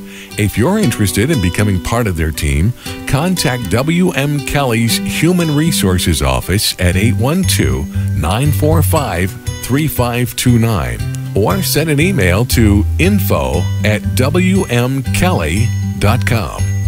W.M. Kelly. Designing, building, innovating. Kentuckiana Insurance Center in Sellersburg protects what you love and provides security when you need it most. They're a full-service, independent insurance agency with a hometown attitude dedicated to providing superior service and the best coverage possible. A pacesetter agency for 28 years, Kentuckiana Insurance Center was awarded Motorist Coveted Pacesetter designation, the top recognition the company awards agents. Choose a Motorist Pacesetter agent to get the protection and security you need. Motorist Insurance, you know us. Call Earl of Bonneville or Larry Shepard at 812-246-4700. Many children in your community need a voice. That's why you should volunteer for CASA, court-appointed special advocates who stand for the best interest of abused and neglected children involved in the court system. CASA volunteers are ordinary community members, and as a volunteer, you'll receive plenty of training and have lots of resources to help you with your cases. For more information or to become a volunteer, contact your local CASA office or visit casaforchildren.org. Welcome back here. Post-game coverage continues. Mike Beck and Paul Love. Final score here at Bedford 42, New Albany 41. The Bulldogs coming off kind of somberly. At one point they led by 14 points but couldn't finish the deal, couldn't close the deal, and they end up on the short end of the stick here. You got some additional information for us, Paul, before we get the outstanding player of the game? I sure do. Total yardage I got in favor of the Bulldogs. I had them with 310 yards on the ground and 124 yards in the air. A total of 434 yards total offense, not counting the return kicks and what have you, compared to, that was, again, 434 compared to 278 for Bedford-North Lawrence. So statistically, maybe New Albany, in terms of yards, wins. Penalties really hurt New Albany. Had 9 penalties of 70 yards. 7 penalties against Bedford-North Lawrence as well, and as we talked about throughout the game, lots and lots of turnovers, especially in that first half. So that pretty well sums it up. It's a heartbreaking loss for the Bulldogs and a great win for Bedford-North Lawrence. Got down to an extra point kick after 12 touchdowns in the ball game. Well, it's time of the evening for our most outstanding player of the game. Tonight's most outstanding players are brought to you by Allstate Insurance Agents Packy Page of Floyd's Knobs and Brian Wright of Jeffersonville. And our most outstanding player of the game, if we had to pick one for New Albany, I think that one was pretty easy, Darquan Richardson. But our most outstanding player of the game tonight for Bedford, McCall Ray. I mean, you could give some points to Wyatt Martin and Deckard and a few others, but Ray for the game, 14 carries, total of 73 yards. He ran for 2 touchdowns. He passed for another, completing 12 passes in the game. So all in all, we got to tilt the scales in favor of the quarterback for the Stars, McCall Ray. All right. For more information on tonight's winners and for a listing of all area winners, visit us at GLICOD.com. One more break, folks, and we'll be back and wrap things up right after this. Stay with us. Whether your car needs a routine fix or an important repair, you'll want to take it to Vonyers, family-owned in Jeffersonville since 1981, with old-fashioned values including honesty and integrity. Vonyers is dedicated to giving your car the best possible service in the industry. That's why service is our product at Vonyers, located at 1903 Dutch Lane in Jeffersonville. Call 812-283-6215. That's 812-283-6215. online at Vonniers.com. The Locker Room is proud to be a sponsor of Southern Indiana High School Sports, located in historic Jeff at 319 Spring Street. The Locker Room has been a business for over 40 years and was Southern Indiana's first screen printer. They specialize in wholesale screen printing, t-shirts, and have a full-time graphic artist on staff. No job is too big or small. The Locker Room invites you to team up with the best. For more information, call The Locker Room at 282-8600. That's 282-8600. Westminster Village, Kentuckiana, a senior living community located in the heart of Clarksville, has been serving residents and the community for over 3 decades. Even if your needs change, your home doesn't have to. Independent apartments, assisted living, rehab programs, and skilled nursing. Call 812-282-9691 to schedule a tour and to find out more. Find Westminster Village, Kentuckiana on Facebook and online. Hi, this is Sheriff Jamie Knoll of the Clark County Sheriff's Office reminding you to please buckle up, wear your seatbelts, and refrain from texting while you're behind the wheel. Your safety is our priority. Enjoy the game. Welcome back here. Post-game coverage just about to conclude. A final look at our scoreboard tonight brought to you by Voinier's Auto Air and Jeff, one of the owners of the best reviews on the web. That's Voinier's Auto Air at 1903 Dutch Avenue in Jeffersonville. And really don't have a lot of finals to report, and that's because of Hurricane Irma. Yeah, it even impacts us up here because our scoreboard specialist, Steve Bird, had to evacuate. He's on the road right now and not able to provide us with some scores. We did get an update. You have the score in the Jeff Madison game, I believe. Yeah, that was, what, 27-13? 28-13, I believe is what it was. Yeah, 28-13. So Jeffersonville moves to 2-2, and they head into they go back home and host Floyd Central next week, and it's a good time to mention that game. Floyd Central game next week at Jeffersonville. The kickoff of that is 7 o'clock. Coverage here on GLICOD.com starts at 6:30, so we hope you'll tune in for that.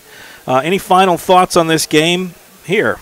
Well, it was an interesting game, I will say that. Both teams scored right at their offensive averages, both of them in the upper 30s, and so they end up actually exceeding that 42-41. Heartbreak loss for the Bulldogs for sure, but a lot of weight on the shoulders of one guy.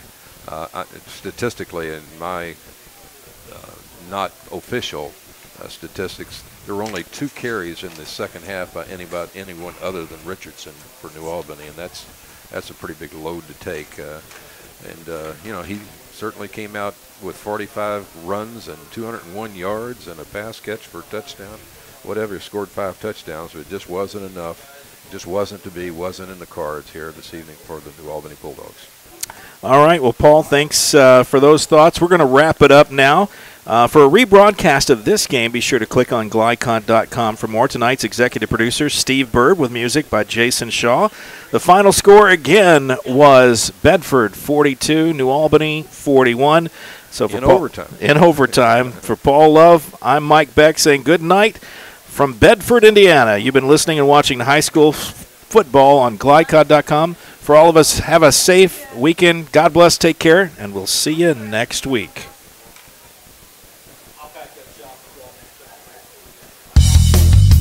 Tonight's live presentation of Kentuckiana Football Friday has been brought to you by Centra Credit Union for banking and financial services that are centered around you. By Hoosier Termite and Pest Control, quality technicians with a personal touch. By Kentuckiana Insurance Center, independent insurance agents serving Sellersburg for 30 years. By Clark County Sheriff Jamie Knoll, who reminds you not to text and drive. By W.M. Kelly Company in New Albany, designing, building, innovating, and now hiring. By Voinier's Auto Air in Jeff. By Our Place, providing drug and alcohol education services throughout southern Indiana. And by Allstate agents Brian Wright and Packy Page. They put you in good hands. For schedule information about our upcoming broadcast, visit our website, GLICOD.com, Facebook and Twitter at GLICOD. We thank you for listening to this live sports presentation from GLICOD Communications.